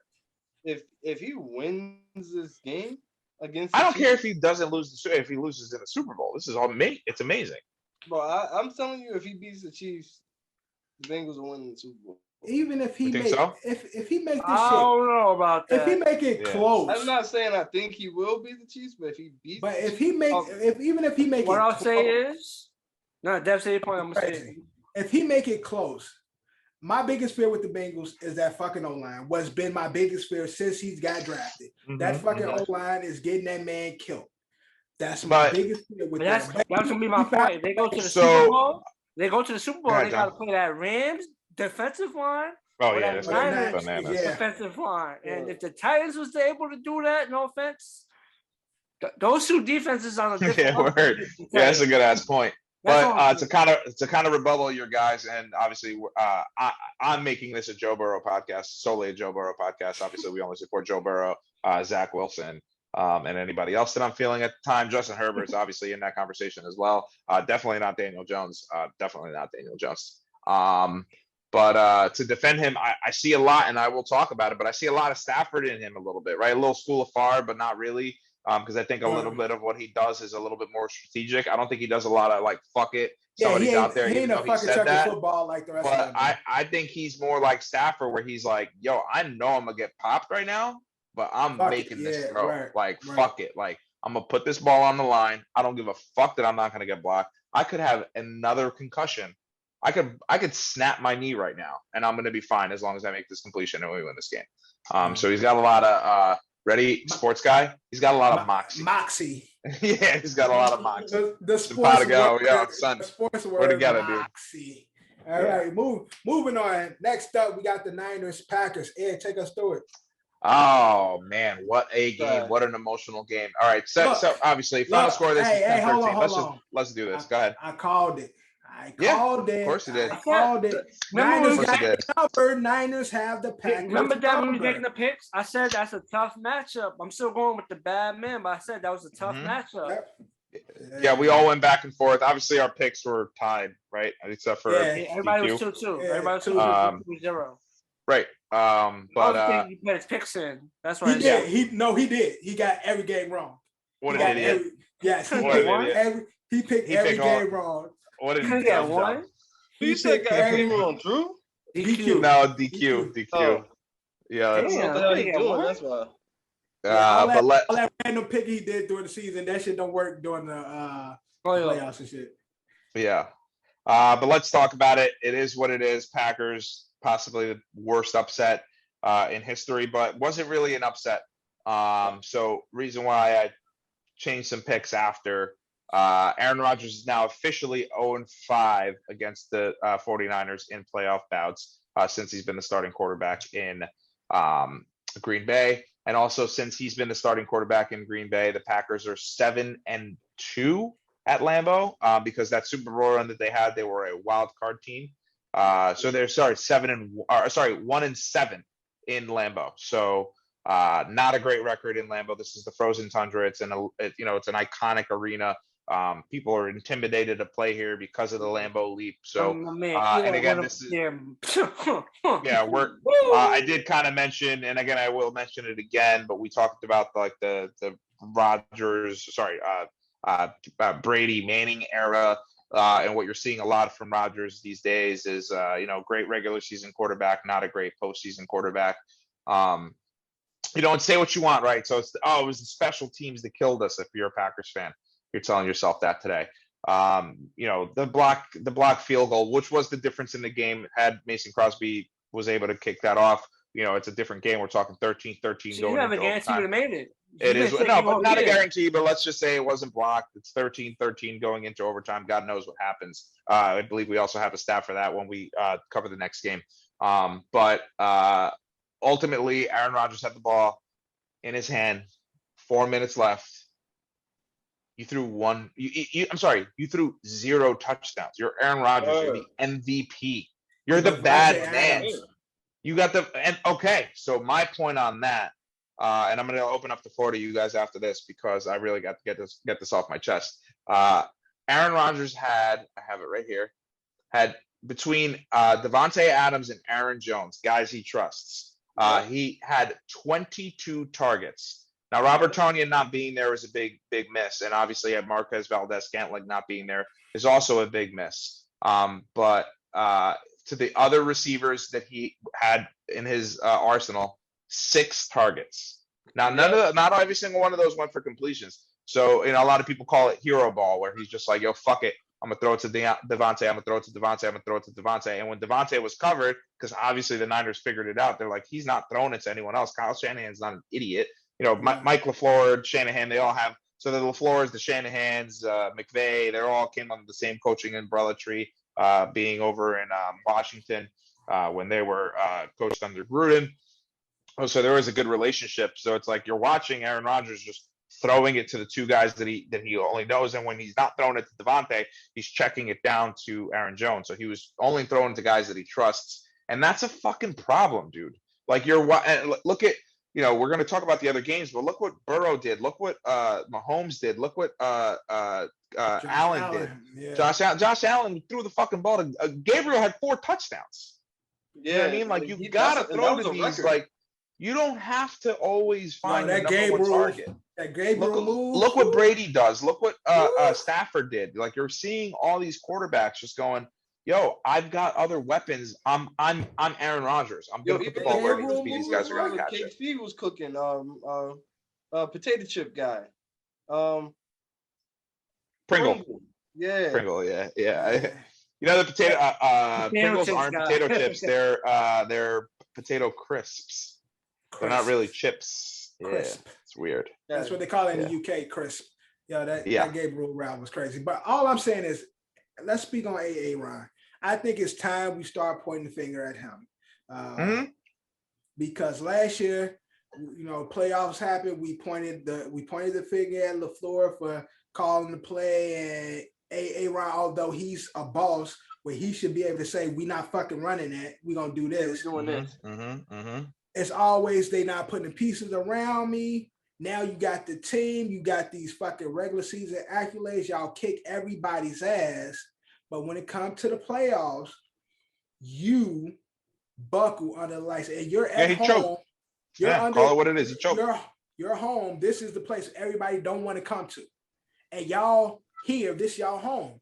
Like y'all supposed to be fucking kill the Niners. He chokes when it counts, and to me, he's giving me Matt Ryan vibes. He choked. He choked. When I'm saying like Matt Ryan, deadass is nice, but it's like super fucking nice. But when it counts, Aaron Rodgers is the greatest version of Matt Ryan. Yikes. That's disrespectful. I think I would call him more Peyton. No. I'm going to call him more Peyton Manning, where during the regular season, he fucking lights it up. He fucking does what he's one of the greatest quarterbacks we've seen play. But when it comes to, you know, another average sports guy take, and I'm probably going to say it again, or basic sports guy's take, pressure creates diamonds or whatever. Like, you know what I mean? It's just like when the chips are down, like when you're fucking down and out, your back's against the wall, who's the quarterback that you want? And, you know, we used to say Aaron Rodgers, and now you're kind of like, Joe Burrow? Like, Justin Herbert? Like, give me fucking give me Jameis Winston at this point. Like, it's like he's putting himself in this position where he's just not, and again, he could change his mind, like, you know, maybe it's the atmosphere, maybe I don't know. I don't know what his problem is. But again, I'm going to keep stressing on, you had 4 fucking minutes to score, take your team down there, score a touchdown, and all you're doing is throwing to Devontae or checking it down to Aaron Jones. Let's just say what you really want to say so we can just get it over with. Nobody anticipated this being the worst game of the week. It was bad. But it was electric to watch. And then on the Niners side, unfortunately, it looks like they're going to be going in limping. Deebo Samuel took a big hit. His elbow was bleeding at some point. Went under the blue tent, and then right at the end of that game, he kind of hobbled off the field. Hopefully he's okay. I don't know what the injury reports are there. So was George Kittle, and so was Trent Williams. Also, shout out Trent Williams. Y'all see that play where he fucking pulled? Yeah. That is not fair, dude. Beast, dog. They put him at fullback. That shit was fucking wild. So we shall see. But I called it. Going. I'm the only one that picked the Niners. So all right. Yeah. All right. Next up, we got the Rams and the Bucks. Great game. Holy shit, what an electric game. Final score of this game was 30-27. Early on, it looked like the McVay and the Rams had it all under lock. Blown coverage. Kevin, everyone was blowing Cooper Kupp. As much as I love Cooper Kupp, he's my little Cooper Kupp. I love him to death. But man, yo, Kev said, I believe he said Cooper Kupp is a route technician. Meanwhile, it was big time blown coverage. Again, he didn't really do much. As much as I love him, it's very, very. It was big. That shit said literally. He just ran. He just ran that, and then. Bro, my point is let him pass him, and there was no help in the defense. Bro, if you look at it, they had the same defensive coverage 2 plays in a row. The second time, the safety gets burnt because he's sitting on the route because what did Coop do the route before that? He faked a go route and sat. Got it. So he also bit in the middle because he was looking at Stafford. He was cheating inside, which a lot of guys do. Bro, it's fine. Stafford pumped. The same thing. But Stafford pumped. Like it looked like he was watching Stafford. He pumps. So safety bites for the stream in the middle. And Cooper's wide open over the top. That's what happened. Bro. That's exactly what happened. Like that is exactly what happened. I'm just telling you, back-to-back play, same coverage. He's expecting him to sit. Right. And you're not wrong. He is a route technician. Yeah. You're not wrong. Yeah. No, because there were better routes. There were better routes. Yeah, just on that play, it was not fear, bro. Yeah. It just at the moment that you said it, I'm like, bro, he didn't do shit. Yeah. Coverage was bad. It's the fear, bro. But this game was crazy electric. Leonard Fournette was back. They immediately scored a touchdown right after that big drive from the Rams. And then after a certain point, it looks like the Rams just got ahead. Oh, sorry, they ended up getting a field goal. They got mad flat, bro. So Rams, end up scoring 10 points unanswered. Going into the half, looking pretty good. Buccaneers were able to tack 10 more on, but it looks like the Rams still had it pretty much under control going into the fourth quarter. And then just the craziest, most outrageous scenario until the next game that we were going to see later. We had no idea what was going to happen. Von Miller forces a fumble on Tom Brady. Rams recover. Shortly after, Cooper Kupp fumbles on a slant route. Buccaneers recover. Tom Brady goes down, scores a touchdown. Okay. Rams get the ball back. They're trying to go. Right Boom. there, I'm like, fuck. Yeah, Cam Akers fumbles again. And then what everyone is used to, what we've all seen before, and again, typical sports guy, though. Again, I got another cliche sports guy. Oh, God, Tom Brady did it again. And then there was a point there where it was 28-3 again. And everybody was getting kind of like, uh-oh, is this going to happen again? Panicking. A lot of people were panicking. People were panicking. And again, a lot of people were giving tons of credit to Tom Brady for forcing those fumbles, right? Because Tom Brady was on the play.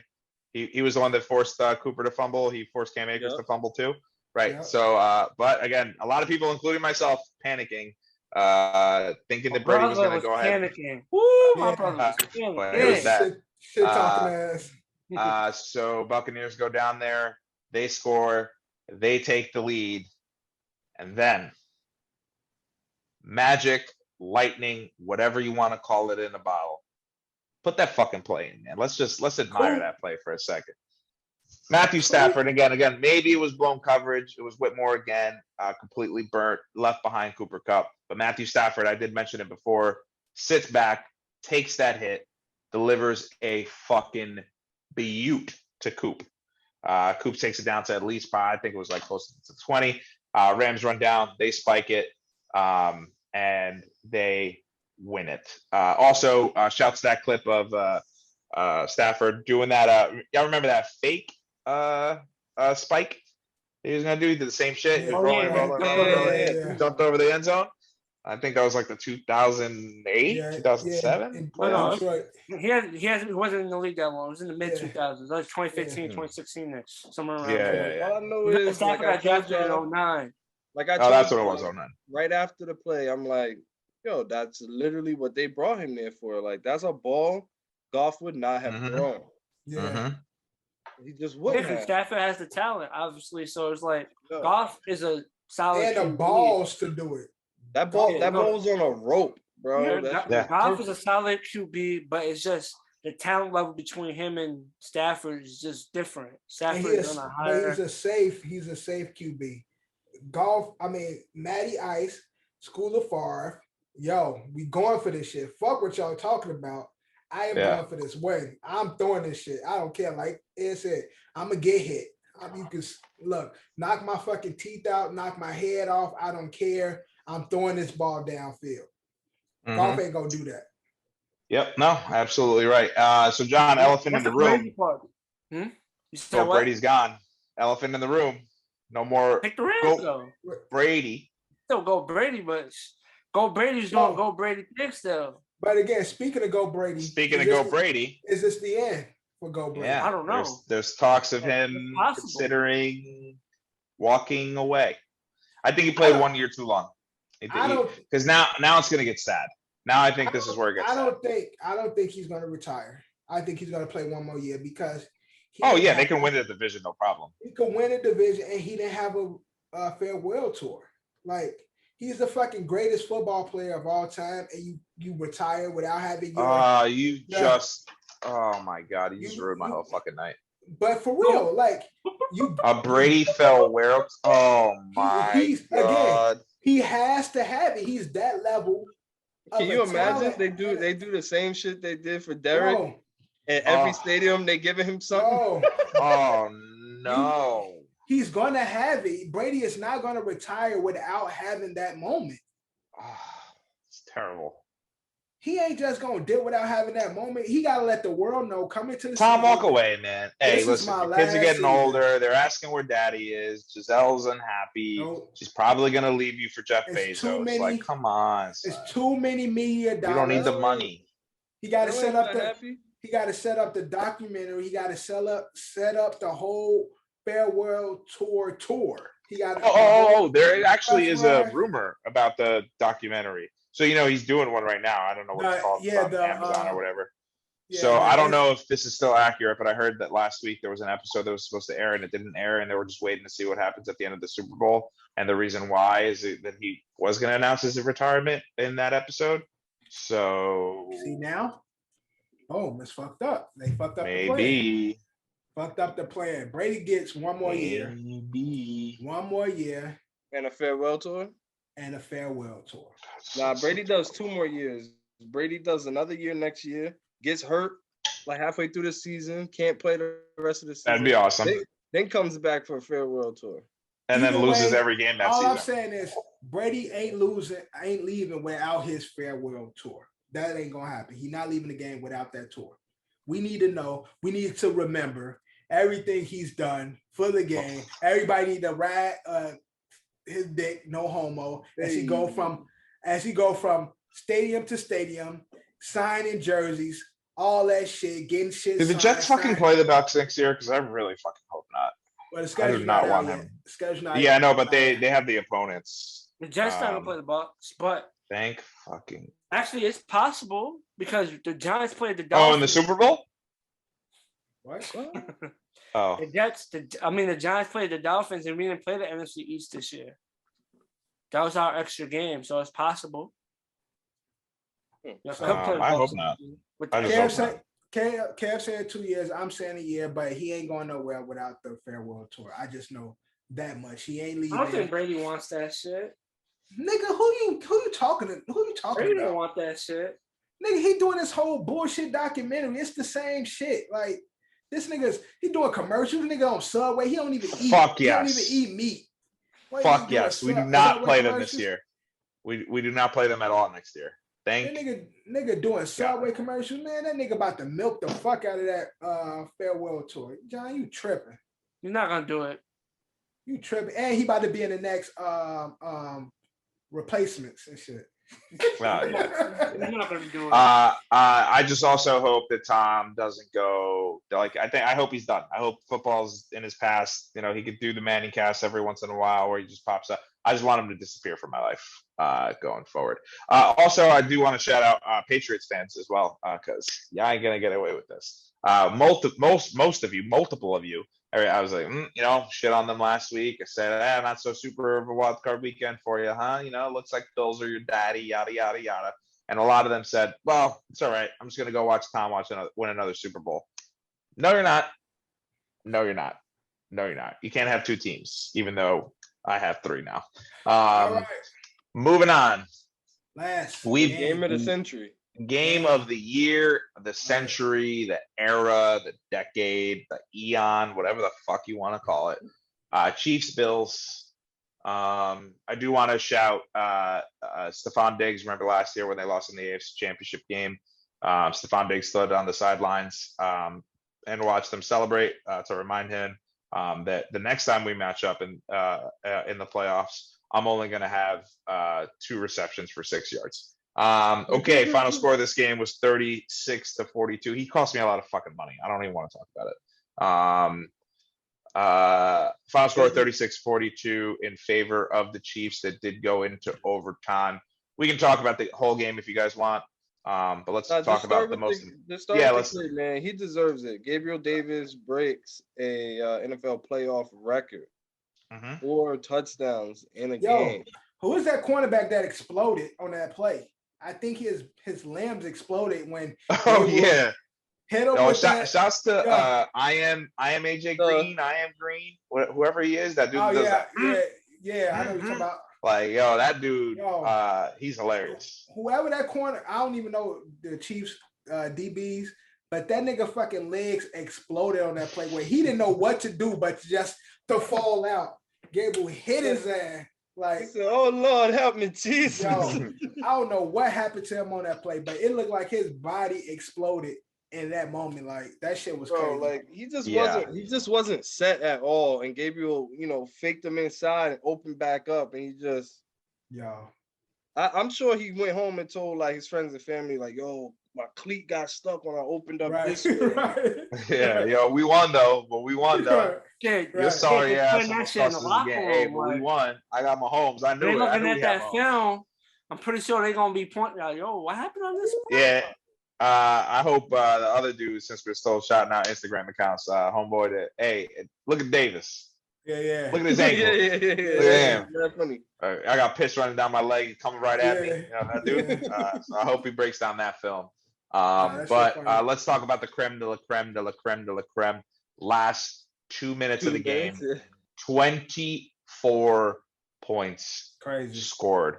Unbelievable. Incredible back and forth. All I'm gonna say is what I've been telling y'all all year, baby motherfucking GOAT. Like, God damn. We talk about this, and again, I will, spot these teams, whatever. I'm riding with baby GOAT. Right, and again, there is a pretty solid excuse here, and again, I'm not trying to make any excuses for the team. But everyone always talks about don't leave time on the clock, too much time on the clock, too much time on the clock. Hey, some of us thought that 13 seconds was not enough time, especially the ladies. Listen, 13 seconds is plenty of time. All right, sometimes we in the rush. Sometimes we got to win a championship, and 13 seconds is all we need. Now, again, there's been debates on after, Monday morning quarterback, whatever you want to call it. We're going to get into a lot of Monday morning quarterback stuff after. Pose a couple of questions to you guys after I'm done with this breakdown here. He could have squibbed it there. Yeah, maybe it's 10 seconds. But then the other side of the coin is, then it's better field position. Yeah. But 13 seconds left. Mahomes gets his team into field goal range to tie the game, to send it in overtime. Harrison Butker's never going to miss those. Next to Justin Tucker, I think he's the number 2 kicker in the league. And then right behind him, I would say, is probably this kid, Evan McPherson from the Bengals.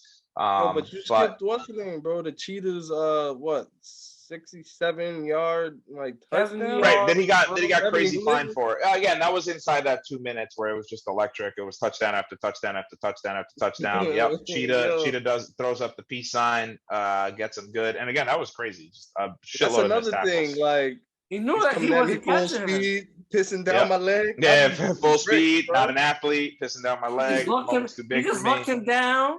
He's in full swing. He looked at him like, yeah. The DB ass, might as well been on a side of a NASCAR track, and he was just like, because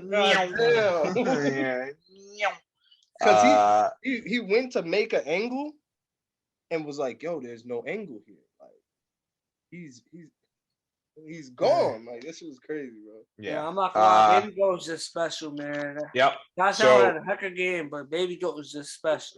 Game goes into overtime. Yeah, go ahead. Hold on, John. What did Baby Goat do that was special? Bro, he at the end of the day, what did he do that wasn't what Josh Allen did? Because he ain't win. That's the big difference. Hold on. See, all right, we're gonna get there. We'll get there. This is why I talk about the yak. The yak is very important because Josh Allen would have won that game if he got the ball first in overtime. Again, we'll get there. But I'm saying, we'll get there. Josh Allen was putting the ball in the end zone. Spots. Baby Goat was throwing little dimes, and then a yak from Hill and Kelsey Hill made Pringle, that shit happen. So you give it no, because you give it to Hill, that nigga gonna make a way.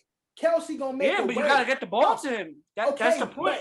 But again, so I'm saying you talking about being special. You talking about being special. If you got Tyreek Hill getting open, you get the ball to Tyreek Hill, fucking Joe Flacco could get it to him, and Tyreek Hill gonna do him. Travis Kelce gonna do them because they're special. What Josh Allen was doing was special.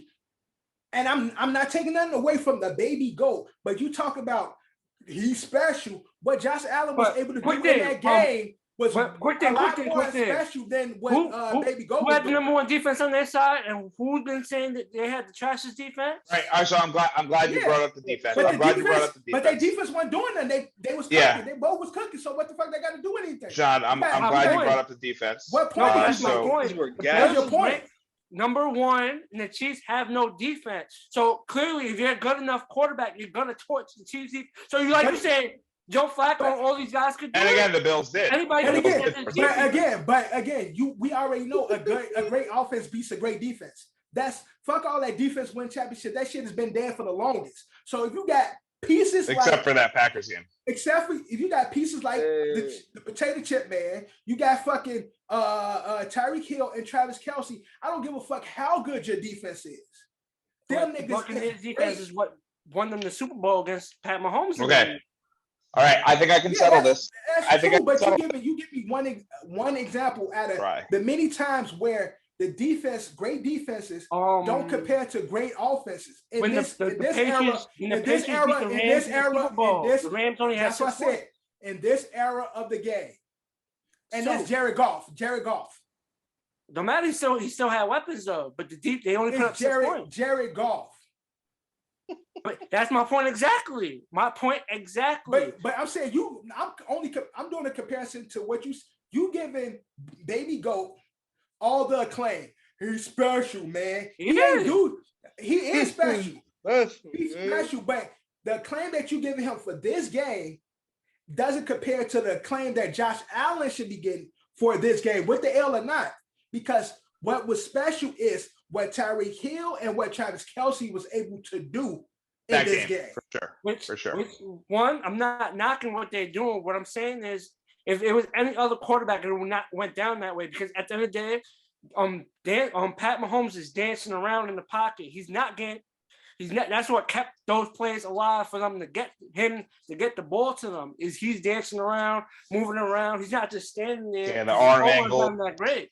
He's moving around and he's gunning it to them, and he's putting it in their chest where they can catch it and go.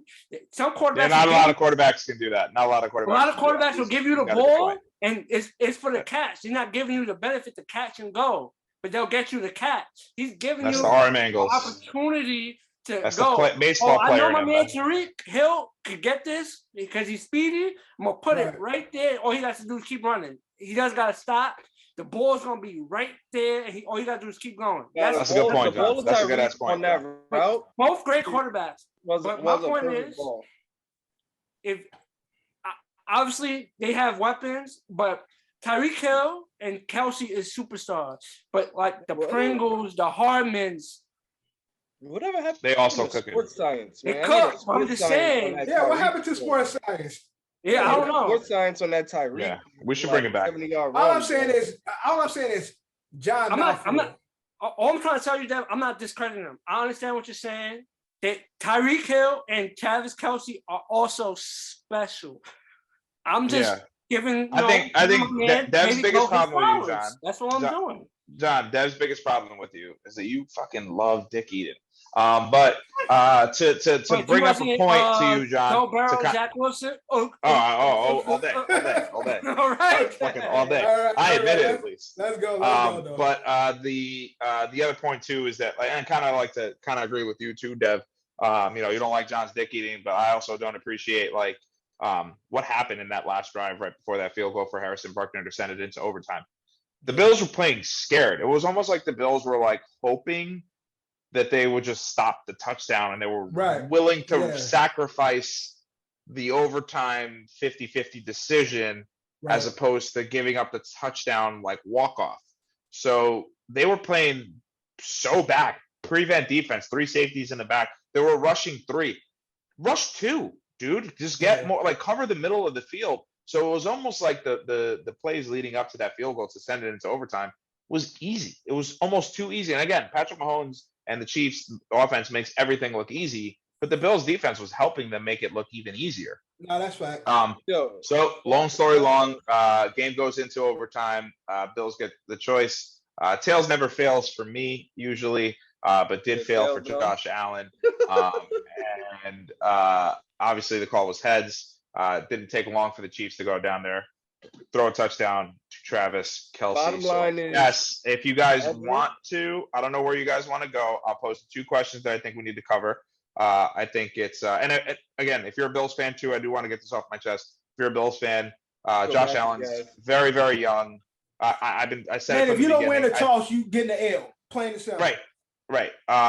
So Josh Allen is gonna be there forever for a long time. I think we have our next version of Brady Manning, where it's going to be back and forth, and hopefully maybe they don't match up with each other, or we'll just have awesome AFC championships going forward for the next at least 10, 15 years. That's going to be awesome. But if you're a Bills fan, you'll be there again. It'll be fine. And reverse to Stephon Diggs, Gabriel, who had the 4 touchdowns, he was the one that sat back and watched them celebrate. But we can either talk. I don't know if you guys want to talk more about the game and what happened, or do we do what everybody's been talking about all day Monday? Today, obviously being Tuesday, so I got should there be a playoff change for overtime? I got in 2 the NFL. things. Yeah, go ahead. So the coach for the Bills, he stated McDermott. Right. So squib kick would have got them too close. The what was supposed to happen is the kicker was supposed to kick it in field to drain some of the time. It was a touchback. But it was a touchback. So that's where the mistake happened in regards to the fucking kick. In regards to the time and the Chiefs coming down to get the field goal.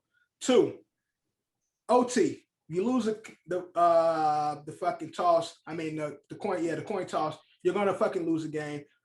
NFL love the analytics. But when it comes to these analytics, where we say change this shit because the analytics show if you don't win that coin toss, you're gonna fucking lose. No, there's nothing wrong with it. It's the system is fine. You motherfuckers see that it ain't working, or it's gonna be it's pretty predictable of what the outcome is gonna be. But analytics, y'all see it, but y'all don't want to follow it. I want to say my little suggestion from little old John. My suggestion would be do it like college. Give each team for the first. If my team and me and Dev playing, we're in overtime. My team scores on Dev. I feel like they should have an opportunity to match my touchdown. If they don't match it, game over. They match it. Next score wins. Right. Next score wins because you gave them the opportunity to match it, and then if they couldn't stop me from getting 3 points, that's on them. But I feel like if you give them the opportunity to match, if I kick field goal, you got the opportunity to match field goal. I think for the first possession, they should get a chance to match whatever score. Yeah, and that would make sense too because like if you're the team that wins the toss, you can get the touchdown, go for 2. And then kick it off and then hope that, obviously it doesn't matter. They have to go for 2-man match again too. Right. So it's like it'll almost like kind of anticipate it a little bit more.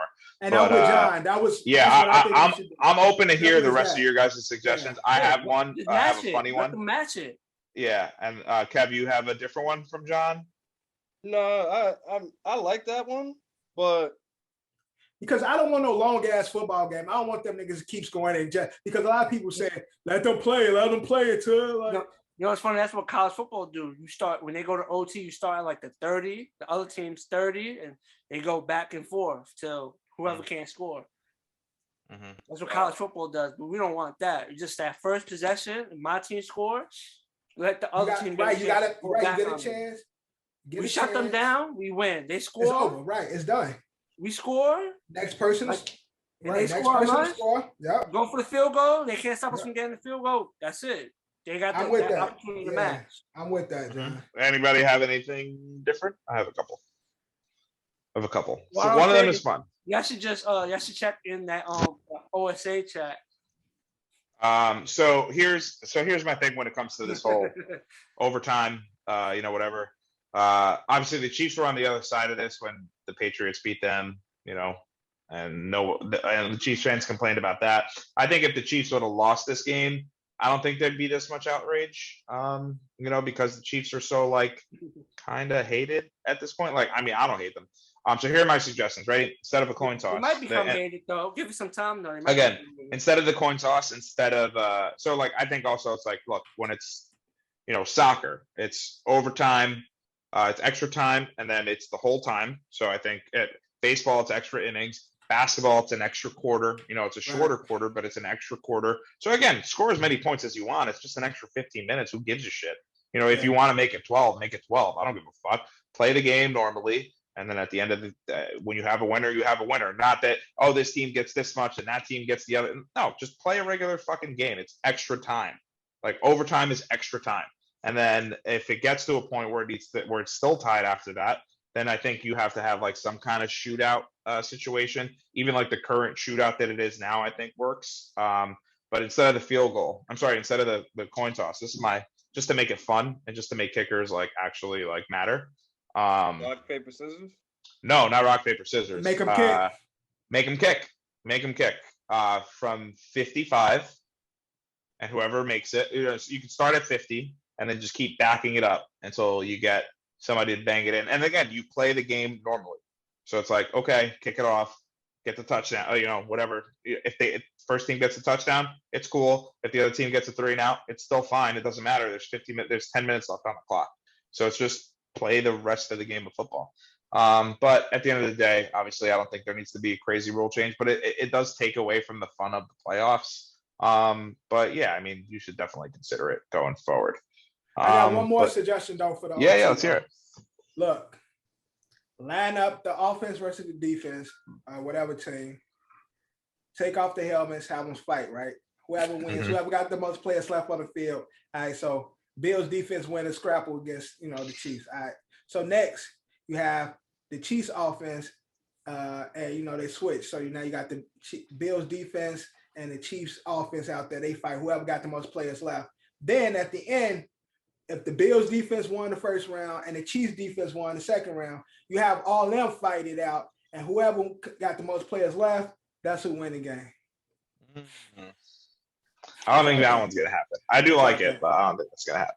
No helmets, I like it. Though. No helmets. Though. I like it. And I like it. Let them just squabble it out. I would just hope. I was hoping you were gonna say the head coaches were gonna have to fight, and that would have been better.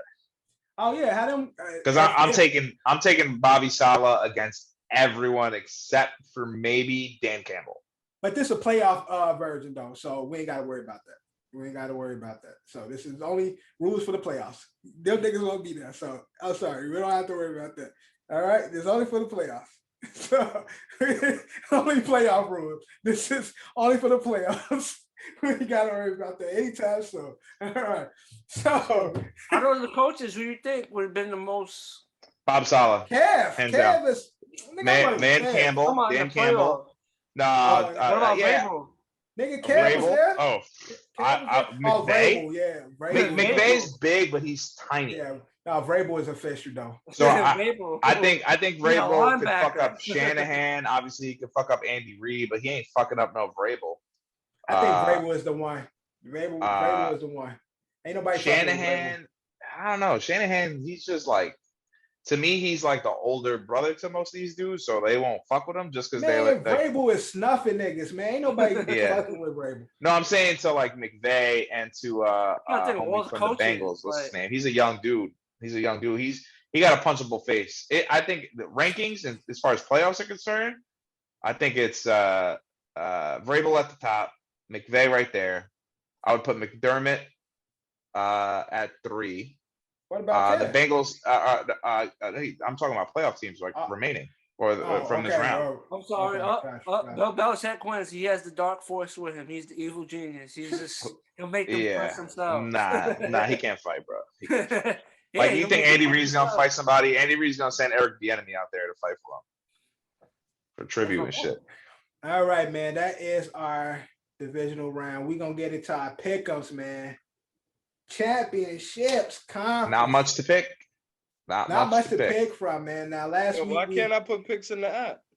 I don't know why. I tried. I don't know why. You have to look in the morning. What's wrong with? Oh, what's your eye, bro? Huh? What's that on your eye? He got pink eye. He didn't wash his hands after he took a shit. No, that's not after I took a shit. What's that on your eye, you do? Bro? Yeah. On Friday, I fucking slipped and fell, and I fucking cut my shit. Yo, what's her name, dog? We'll fuck her up. Who told you to say that? No, that's literally what I did. I slipped and fell. If you need to get out of an abusive relationship, so let me get this straight. A doorknob perfectly hit you in the eye? Nigga, I literally fell on like outside. I literally fell on like what you like the tissue fucking holder, smashed the shit, and fucking cut me in the eye. Fucking fell in the bathroom, bro? Yeah, I fucking fell in the bathroom. I fucking slipped. Mom had to come help me with this shit. So come out the shower? Nah. It actually fucking knocked me out for a bit, bro, when I fucking slipped. Yo, come closer to the camera. No, you knocked yourself out? Who was home when you slipped to getting out the shower?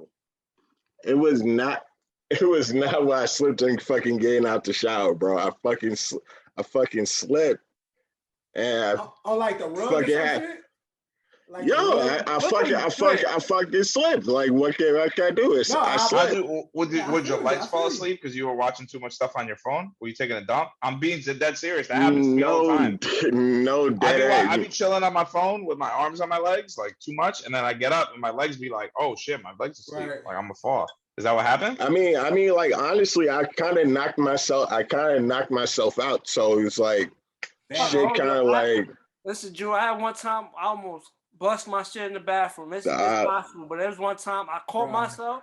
But it was gonna be literally, I knocked myself out. I woke up like mad dizzy, clutching to the fucking toilet bowl. Yo, I ain't even got to fight, Drew. I just get the toilet roll. And let the toilet roll handle my lightweight. Yo, you good? Yo, you got stitches, B? Nah, I ain't get stitches though. Stop touching it, dude. Yeah, stop touching it, bro. Yeah, what's wrong with you? John turned off his camera. John is rolling right now. No. I couldn't hold it. I laughed. That shit was hilarious. My brother John over there crying. I was laughing when he said the story, but I'm not gonna lie. I almost bust my shit so I could understand. Like I literally, it was one time real bad. All right, let's get it back together right now. Drew, I know definitely gonna put you on the intro now. Definitely. Wow, all really? I'm saying is, Drew, before we go into our pick'ems, do you think there should be a change in the OT rules in the NFL? Nah.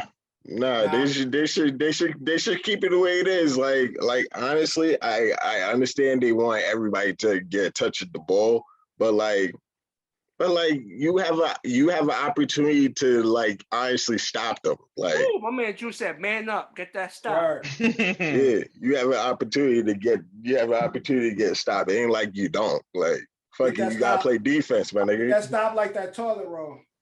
Yeah, I got another take actually. Yo, y'all ever notice that like, I don't know, man. Like, yo, inside of 2 minutes, right? Game's on the line. Niggas is, you got to score. Yeah. And it's fast-paced offense. Big plays, right? Prevent defenses. Yo, what the fuck, yo? You literally have to record me with. Of course. Yo, hear me out though. I was looking at my phone, but it's just not funny. No, I was looking at the ESPN app. Hear me out though. So ESPN app, motherfucker, I'm not stupid. In those 2 minutes when the Chiefs were scoring, bang, then the Bills scored, bang, then the Chiefs scored, bang, then the Chiefs getting field goal range, bang, fucking Chiefs winning in overtime. Yo, son, why don't teams do that all the time? Like, why don't you just always play with that energy? Like, always play risking it, fucking it, like games on the line. Like, fuck it. Like, nigga, not everybody is Patrick Mahomes and Josh Allen, but, bro. Yeah, not. But we see it happen all the time. Like, it happens with the Bucks. It happens with the Lions. It can happen with any team.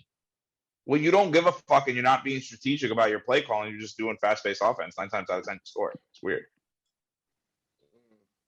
I'm just saying that's how I would coach. You'd win like at least 5 games like that.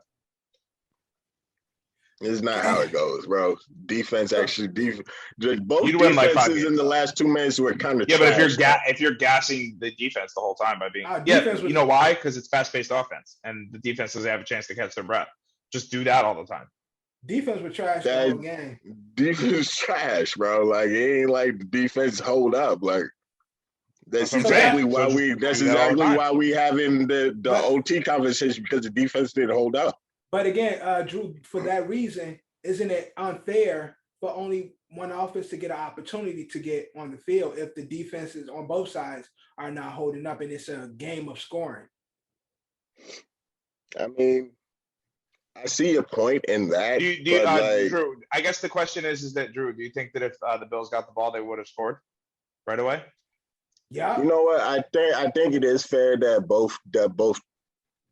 I can see your point in being fair that both team gets to handle the ball first. Like you don't want to have Josh Allen out here not getting a chance to hold the ball. But like, did we flip you already? But no, I'm not really flipping. I can see both ways. The argument I can see both ways. So you go both ways. Nigga, shut up. Shut up. All right, but let's move on. Not being childish. We're gonna get into our pickups now. We're not able to put it in the app, so I'm trusting you guys to look tomorrow morning. I'll check and remind you. I'm not gonna put y'all picks in, so I will remind you guys. I'll remind you. Okay, that's fine. You can do that. Last week it was everybody was tied with 2 except for DQ, who got all his games wrong. We only got to pick from 2 games. We got the NFC Championship and the AFC Championship. So who you got? We gonna get y'all got the do you have the spread? I do. You got the spread? Yeah.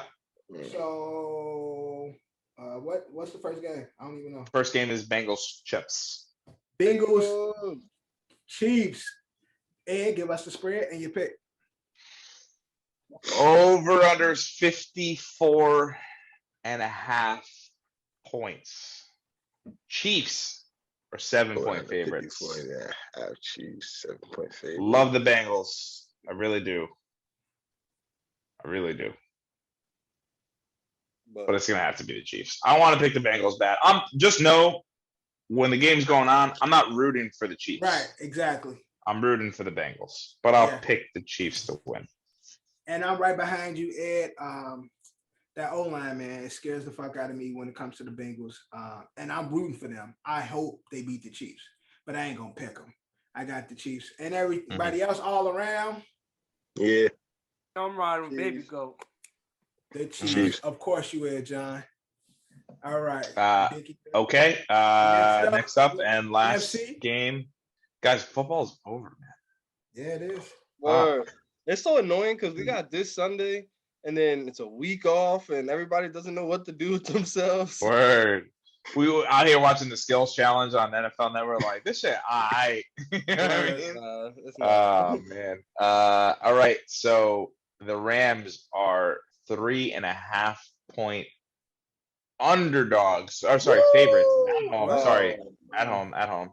Sorry, underdogs. Over under is 46.5 points. I can't get this out of my head. I love Cooper Kupp. Stafford deserves a ring. I keep telling myself that. But Sean McVay is 0-6 against Kyle Shanahan. It's that shit again. It's that matchup again. It's never been more present ever. He's never beaten it as a coach. He gets in his own head. It's the Jedi Master versus the Padawan, and the Padawan can't figure it out. You're not going to cut that little braid off until you fucking beat me. So that being said, I don't think he's going to beat them. I'm going with the Niners. Nah. I'm right behind you, bruh. I just think the Niners has the Rams number, like they have had, like they got the Packers number, and I keep saying it. The Niners is going to the Super Bowl, but the rest of you guys, all around, because I know how y'all think. Nah, Rams, bro. Matthew Stafford. Rams. Johnny? Rams, bro. Johnny? Yeah, of course. Duh. All right. Even though it came from my brother, but he did make a good point. I know the 49ers came back and beat the Rams that last game of the season, but it was all a position battle. You know, they might have, keep where they wanted to play certain teams, where they have to play certain teams. I think it was a chess move, and this game is going to be a lot different. 0-6, John. I know. If Rams can get over this hump, I got the Rams all the way. If they can get past this, I'm gonna run with the Rams the rest of the season. But I agree. I don't think they're gonna do it. I don't even think the Rams is good. If the Rams get past this, they ain't getting past the Chiefs though. No, because if they get past the Niners, they're gonna smack. That's a monkey off their back. Yeah, they're gonna smack Patty them ass. Smack them real 100%. good. Smack them real good. Also, I got my man Dev ready to see my man Pat lose. Yeah, you gotta be like that, John. Fuck you. I have another fun stat. Fun stat. The Chiefs are the only team. You missed it, Drew. You were out fighting the toilet seat, so you missed the. Word. Y'all are childish, bro. Chiefs are the. Yo, did you also get like laryngitis while you busted your eye open? Yo, you sound mad different. Like somebody didn't let Drew come up his own block. No, he fell on the mop stick too. The plunger stick. That's why I throw it like that. He had his head on the toilet and then caught the. Or did you just wake up from a nap? Did you just wake up from a nap? Yeah, actually, I just did. Fucking knew it, dude. I love figuring out honestly, what you do with your dumb life. You just woke up from the fall. Wait, you knocked yourself out today? No. Nah. It would be fucking bleeding if it was today. Friday, I did this. And he just waking up. Stitches, bro. And he just woke up right now. He's been. What they say to you at work, Drew? What?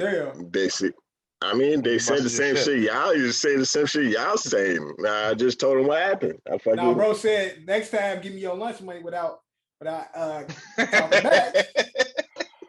God.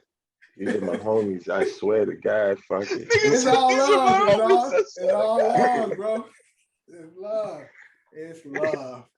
All right, we gonna move on. Here's our pickups. Here is our pickups. It's like it literally hit under my eye. I could have lost this eye. Y'all don't even care. Oh, shut up, bro. It's not like you have fucking cancer. Relax. You're not even. You did something dumb. You're not even thoughtful or considerate enough to answer the simple question. We asked you what happened. You keep saying, "Oh, it fell." You just said what happened. Did you walk into the bathroom after like you mopped? I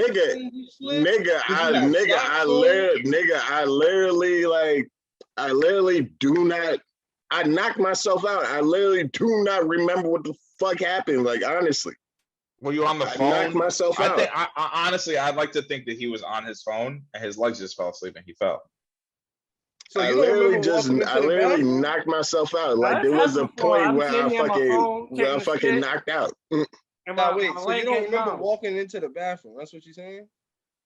Nah, I remember walking into the bathroom, and that's Yo, like give us the the kind of play-by-play of last what you memory I remember of it. have. No, And shit until I fucking woke all he up. remembers is walking into the bathroom.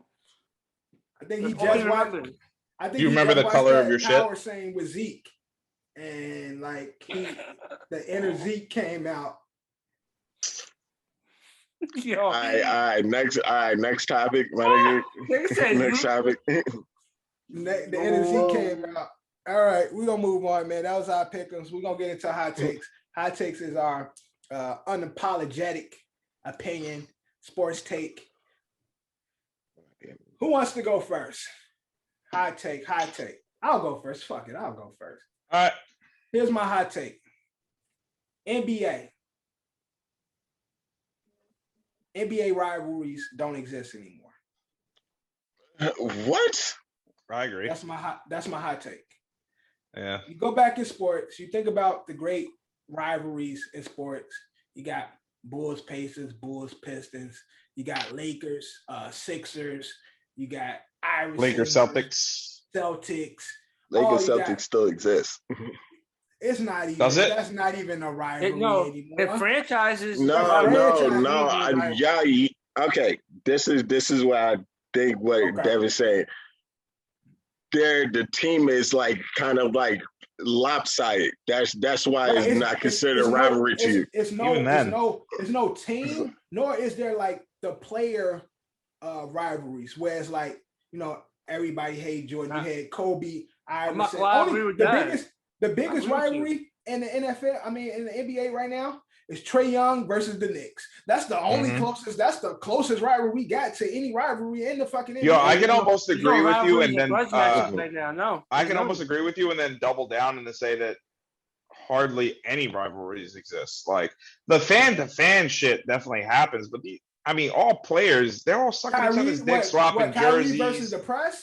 I'm talking even like, yeah, exactly. That's a rivalry. Like, I'm talking even like all across all sports. Yeah. Like Yankees, Red Sox tried to reignite it a couple of years ago, but even now it's like Poppy and fucking Alex Rodriguez are doing fucking commentary together.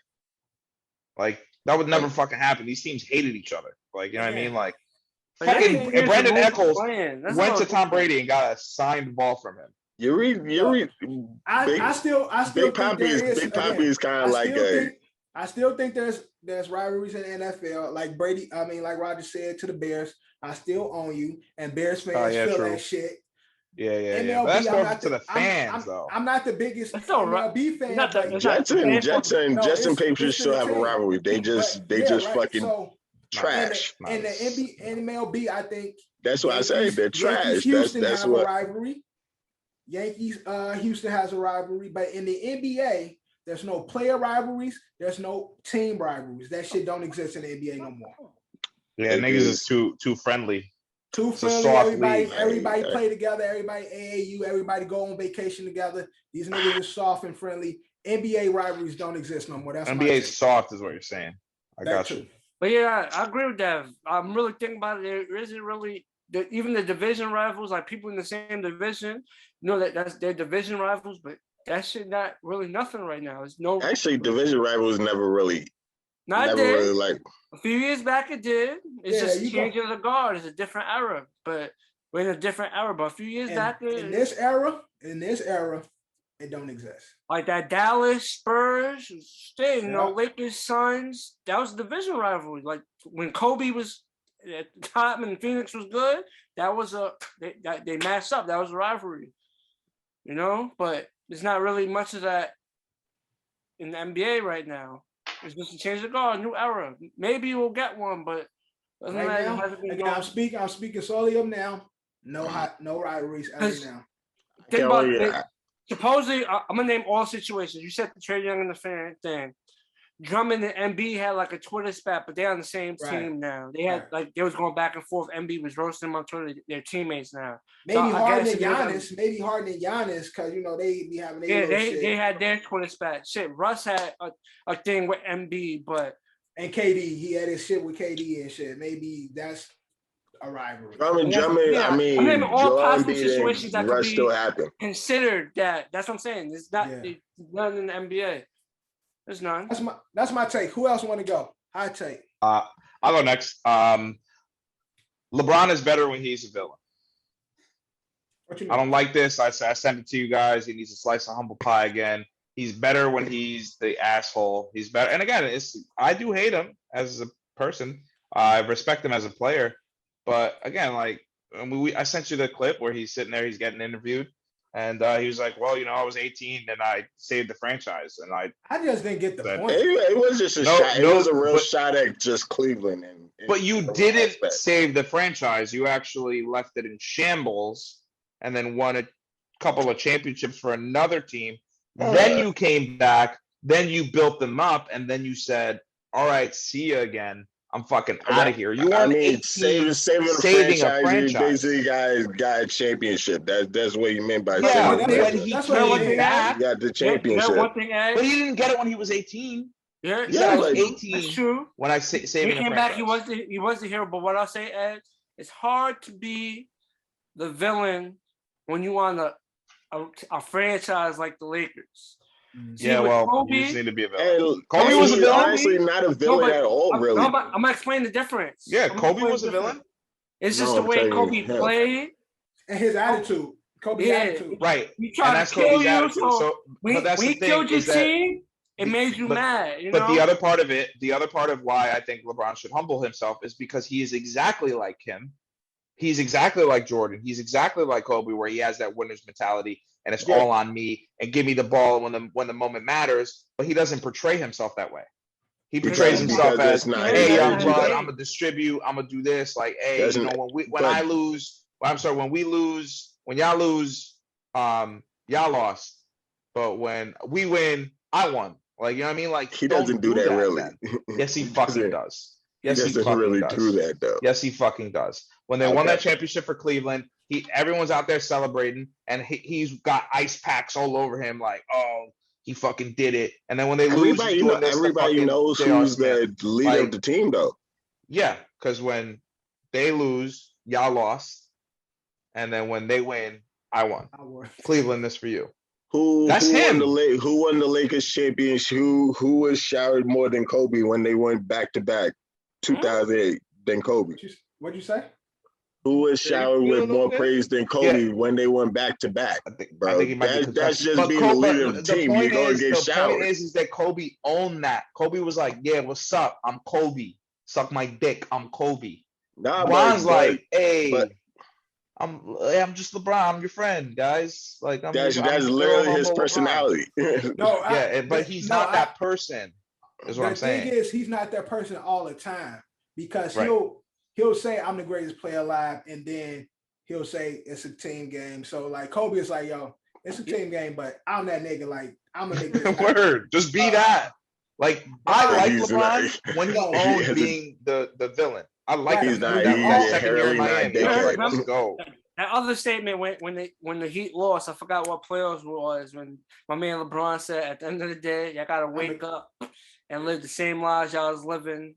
Right. Press conference. That's what I'm saying. Like you're a bad, like you're an asshole. No, but he's not a dickhead in real life like that, though. He has these like, you know what he has? It's like he says it sometimes, but that doesn't mean you're overall. But not. He's not a dickhead. Pop up and then fucking like the real LeBron pop up. He wants. That's what he's saying. When LeBron is like that, when LeBron saying shit like that, LeBron. He said, if you're gonna do it, then do it. Don't straddle the fence and being like, I hate it. I'm gonna be lovable Brian, but then when shit ain't going he's honestly lovable Brian. But he's not though. But so Drew, if you're gonna be lovable Brian all the time. Don't turn on the mindset. Don't get mad when you get your fucking feelings hurt. Honestly, I understand why you like him so much because you guys have a lot in common. When your feelings get hurt, you get fucking nasty and rude and mean. And then fall in the bathroom and bust your eye out. I don't even know. Okay. Hey, Drew, hot take. Do you have a hot take, Drew? Hot take. Taking shits while being on the cell phone scrolling through TikTok is a bad idea. Are you done? Zeke and I are one and the same. Go ahead, Drew. Somebody else get off a joke. Go quick now, quick. No. I look like Sagat from Street Fighter. Okay, I'm done. Go ahead. Okay. Drew, no hot take. Kev, hot take. No, I actually do got a hot take. Yeah, I actually do got a hot take. Boom, boom. The NFC East is like only one in. I believe you can disagree. You can disagree if you want. NFC East. The NFC East, I think, is the only like fucking like where every fucking game where is in like the only division where every fucking game like actually means something, even to like the fans or whatever. Like even if you like it's like true rivalries, every interchangeable matchup is like a true rivalry to each team. Like in the NFC East. In the NFC East. Even though how trash they are, they're like every game matters is what you're saying. Every game that actually fucking matters. Every fucking game actually matters. That's a good point. Yeah, he's not wrong. That is one of the divisions that truly has a rivalry from top to bottom. Yeah, everybody hates every team to the next. Giants hate, or the Washington football team hates the Giants. Everybody hates the Cowboys, and they all have a chance. And they all have a chance. Yeah, exactly. The Cowboys bringing their own benches to Washington football when they brought their own benches to the stadium. yeah. Word. So Joe Fulham sits out. That's a fact, though. I can see that because Ravens, I would say your division, the AFC. It's mostly like just Ravens. It used to be. It used to be. Actually, the Browns are out of that. Now it looks like the Ravens are out, and it looks like the Steelers are out. The Ravens are not out. It's most likely the Ravens and Bengals now. It's Bengals Titans. Huh? No, that's the Titans are not. Titans are not in their division. My bad. Titans are not in their division. So it's the Bengals. It's Bengals by themselves. You're right. So that division. Yeah, it's the Bengals division. It's the Bengals and Ravens, bro. It's our division, the true rivalry. So I like that, Drew. Kev, hot take. Hot take: Giants will hire their first African-American coach. Okay. I don't think that's a hot take, or that's a bold prediction. That's a hot take because it's a hot take. And I think it's a bold prediction. Oh yeah, are you saying that you think that the Maras might be a little? Yeah, I think they're a little real. Probably. Sorry, not the Maras, the Tishas. I think I'm technically kind of quasi married to the Maras now. And the Maras own the team. Tishas and the Maras. In a weird way. But I do say his hot take is really New York ain't as racist as we think, and therefore. Well, yeah, I mean, we'll say just first now, Muslim coach. Geno Smith was the first black QB to ever start for the New York Giants. Oh, that's cool. I forgot that was. You guys are not gonna hire Brian. That was like 4 years ago. That's when they benched Eli. That year they benched Eli and ended his starting streak. Geno Smith was the first black quarterback to start for the Giants. That's crazy. That was like 5 years ago. And how long the Giants been an organization? But. No hate. That's what I'm saying. That's what I'm saying. That is a hot take, Kev. Hot take because it's not gonna happen. All right, John. Imagine all those guys out on Staten Island and Long Island that root for the Giants are like, "What? We got a fucking what? We got a get the fuck out of here! Fucking Giants, we're going fucking nowhere." Or whatever. Like the people on Staten Island control shit. On Staten Island, I'm not that they control shit. I'm just saying that there's gonna be a lot of people. I know that. The racist Italian. I got it. I'm just saying that there's a lot of people that lean to the right and are not going to be happy with that decision. But it is a hot take. Good shit, Kev. It is a hot take, definitely. John looking like they want a coach, a red hoodie and beard. So, Johnny, what's your hot take? We're gonna hate this one. My hot take is in 5 years, my G-men will be legit contenders with Danny Dimes at the helm. Boo, yeah, motherfucker. Danny Dimes gonna be there. Danny Dimes.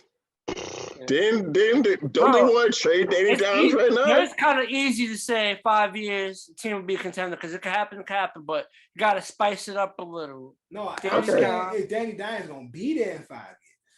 I think so. No. Yeah, he will. He will. Okay, give it this season. 5 years is legit contenders with Danny Dimes at the helm. And it's if he's trash this season, they're getting rid of him. And Kerry Collins is going to be the QB coach. No, it's crazy talking about player coach. What's his name? I see his name in the mix. I think was it? I don't want to get the name wrong, but I think Hines Ward is up for a head coaching job for one of these teams. He's a legit. I might be wrong. He's Hawaiian, though. Huh? He's Hawaiian. No, I'm not talking about that. I'm just talking about a player coach. He brought up Kerry Collins. Like, he brought up Kerry Collins. I'm saying, I think the Texans is looking at a player who retired. I think Hines Ward is an option for the Texans. That sounds like a bad idea. I think he should just be like a player, like a position coach. I don't know if he'll get it, but right. I read that. I could be wrong. I could be getting the wrong name. But a player, there's a franchise interested in turning a player that retired a couple of years ago into a coach. You know what's going to be really sad? The day that, like, we're watching football with our children or, nieces, nephews. Be like, yo, man, fucking shit, man. When Matthew Stafford was a quarterback, back in my day, that shit was crazy. You know what I mean? And that's going to suck. And that's going to feel really, really real. And we're going to be old and decrepit. And it's going to suck. I'm just not going to like it or appreciate it. Yeah, one time my homie, man, he was come on. No, it's crazy. Power. He slipped on a toilet roll and hit his eye.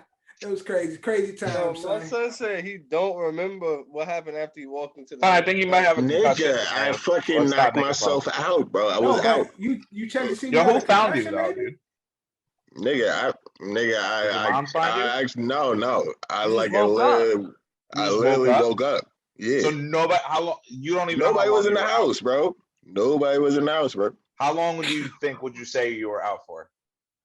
I mean, I don't remember. I mean, would you say, like, if you had to guess? Probably a couple minutes, I think. A couple of days? I said minutes. A couple minutes. Oh my god. I'm about to say everybody could stay out except for you, Drew. Oh my god. Nobody has fucking tripped before. It's like it's fucking foreign. It's like fucking foreign. That's our hot take, man. I mean, that's how I swear, it's like Kev never tripped before. Fucking miss Giggles Magoo over there.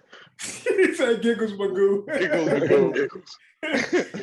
All right, that is the hot take. Let's get into the last segment. Let's get through this, man. When you hear this, our bold prediction for the week. As the only one who hit on his bold prediction last week, that upset the Niners, upset the Packers, and Bengals upset Titans, wasn't it? Yeah. No, it's Rams. Rams upset Bucks. No, Rams. Rams upset Bucks. Bengals upset Titans. Upset Titans, right. So all the rest of us didn't hit. Kev was close. I was close. Drew, you didn't hit on the 4th touchdown, which is surprising.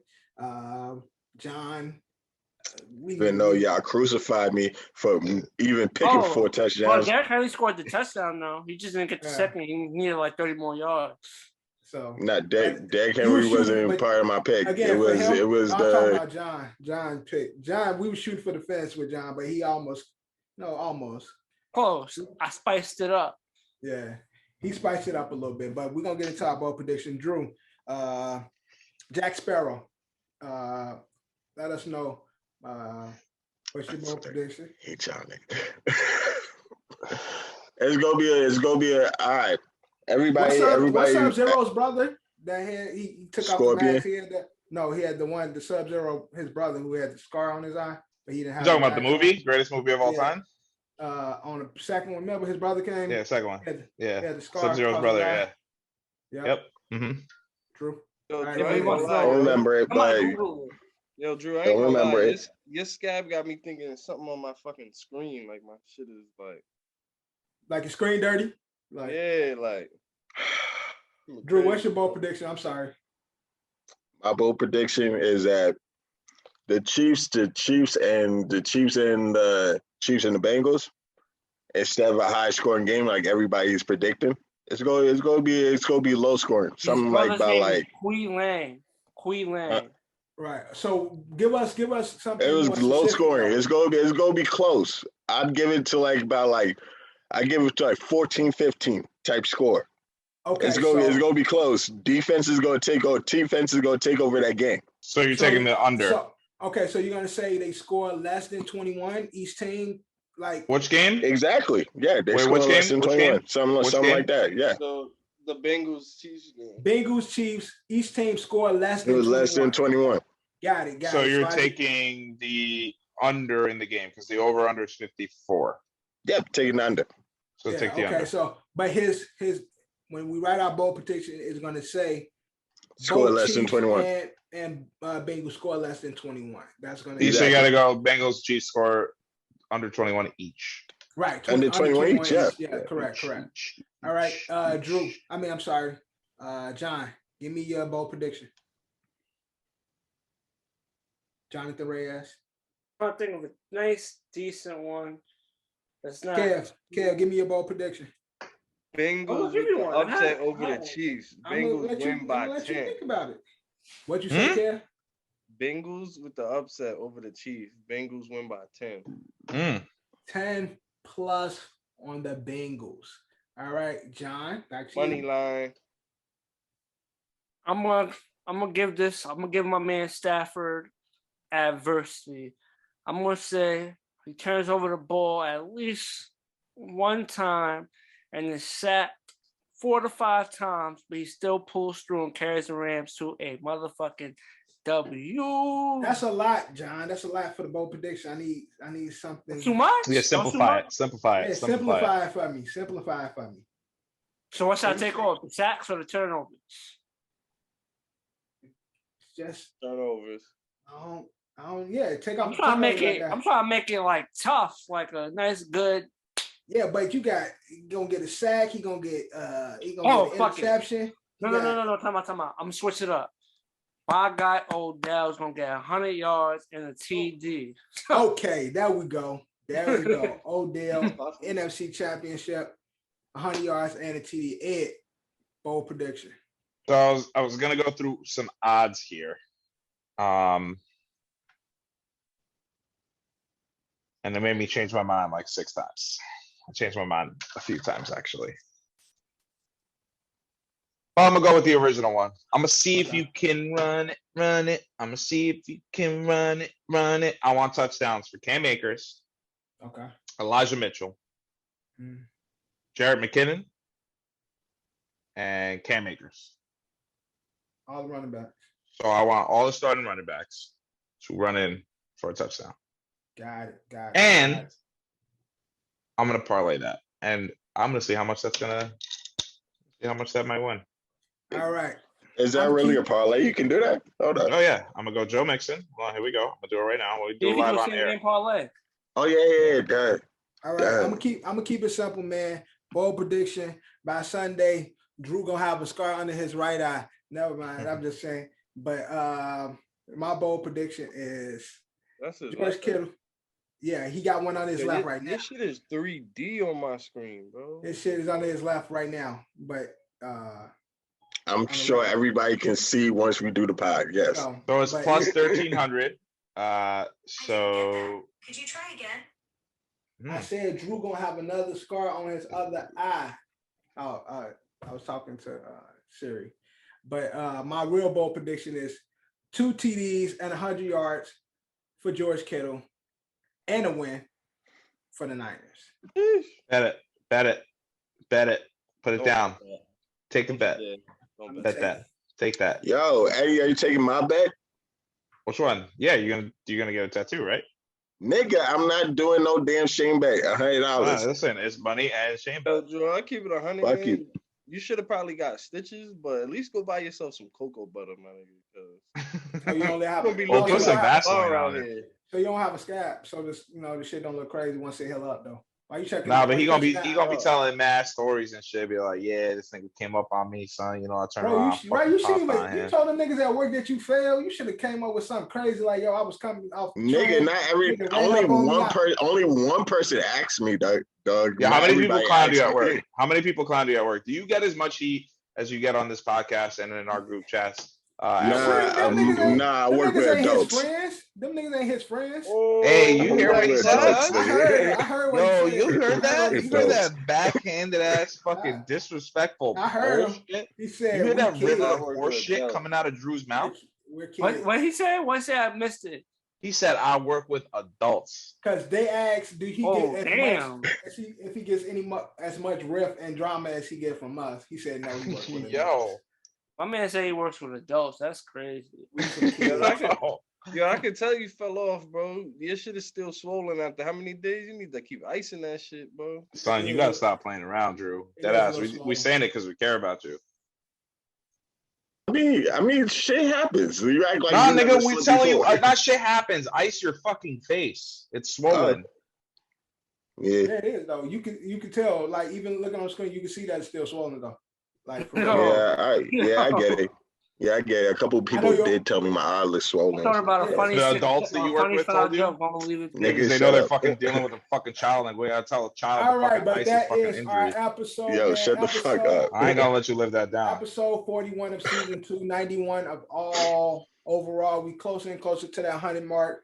Thank you, Drew, for jumping in late. But thanks the rest of the crew for being here. DQ, what can we say? Again, brought to you by Culture Capsule, sponsored by Don's LLC. Make sure you like, comment, subscribe. Make sure you share. Drew, I love you, son. But that was our episode. And like always, we out. Love, you claim me the illest.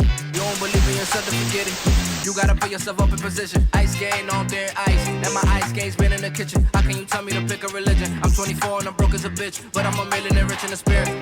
Yeah. Hoping you get my plight. 24 hours in a day. Goofy ass niggas might die by.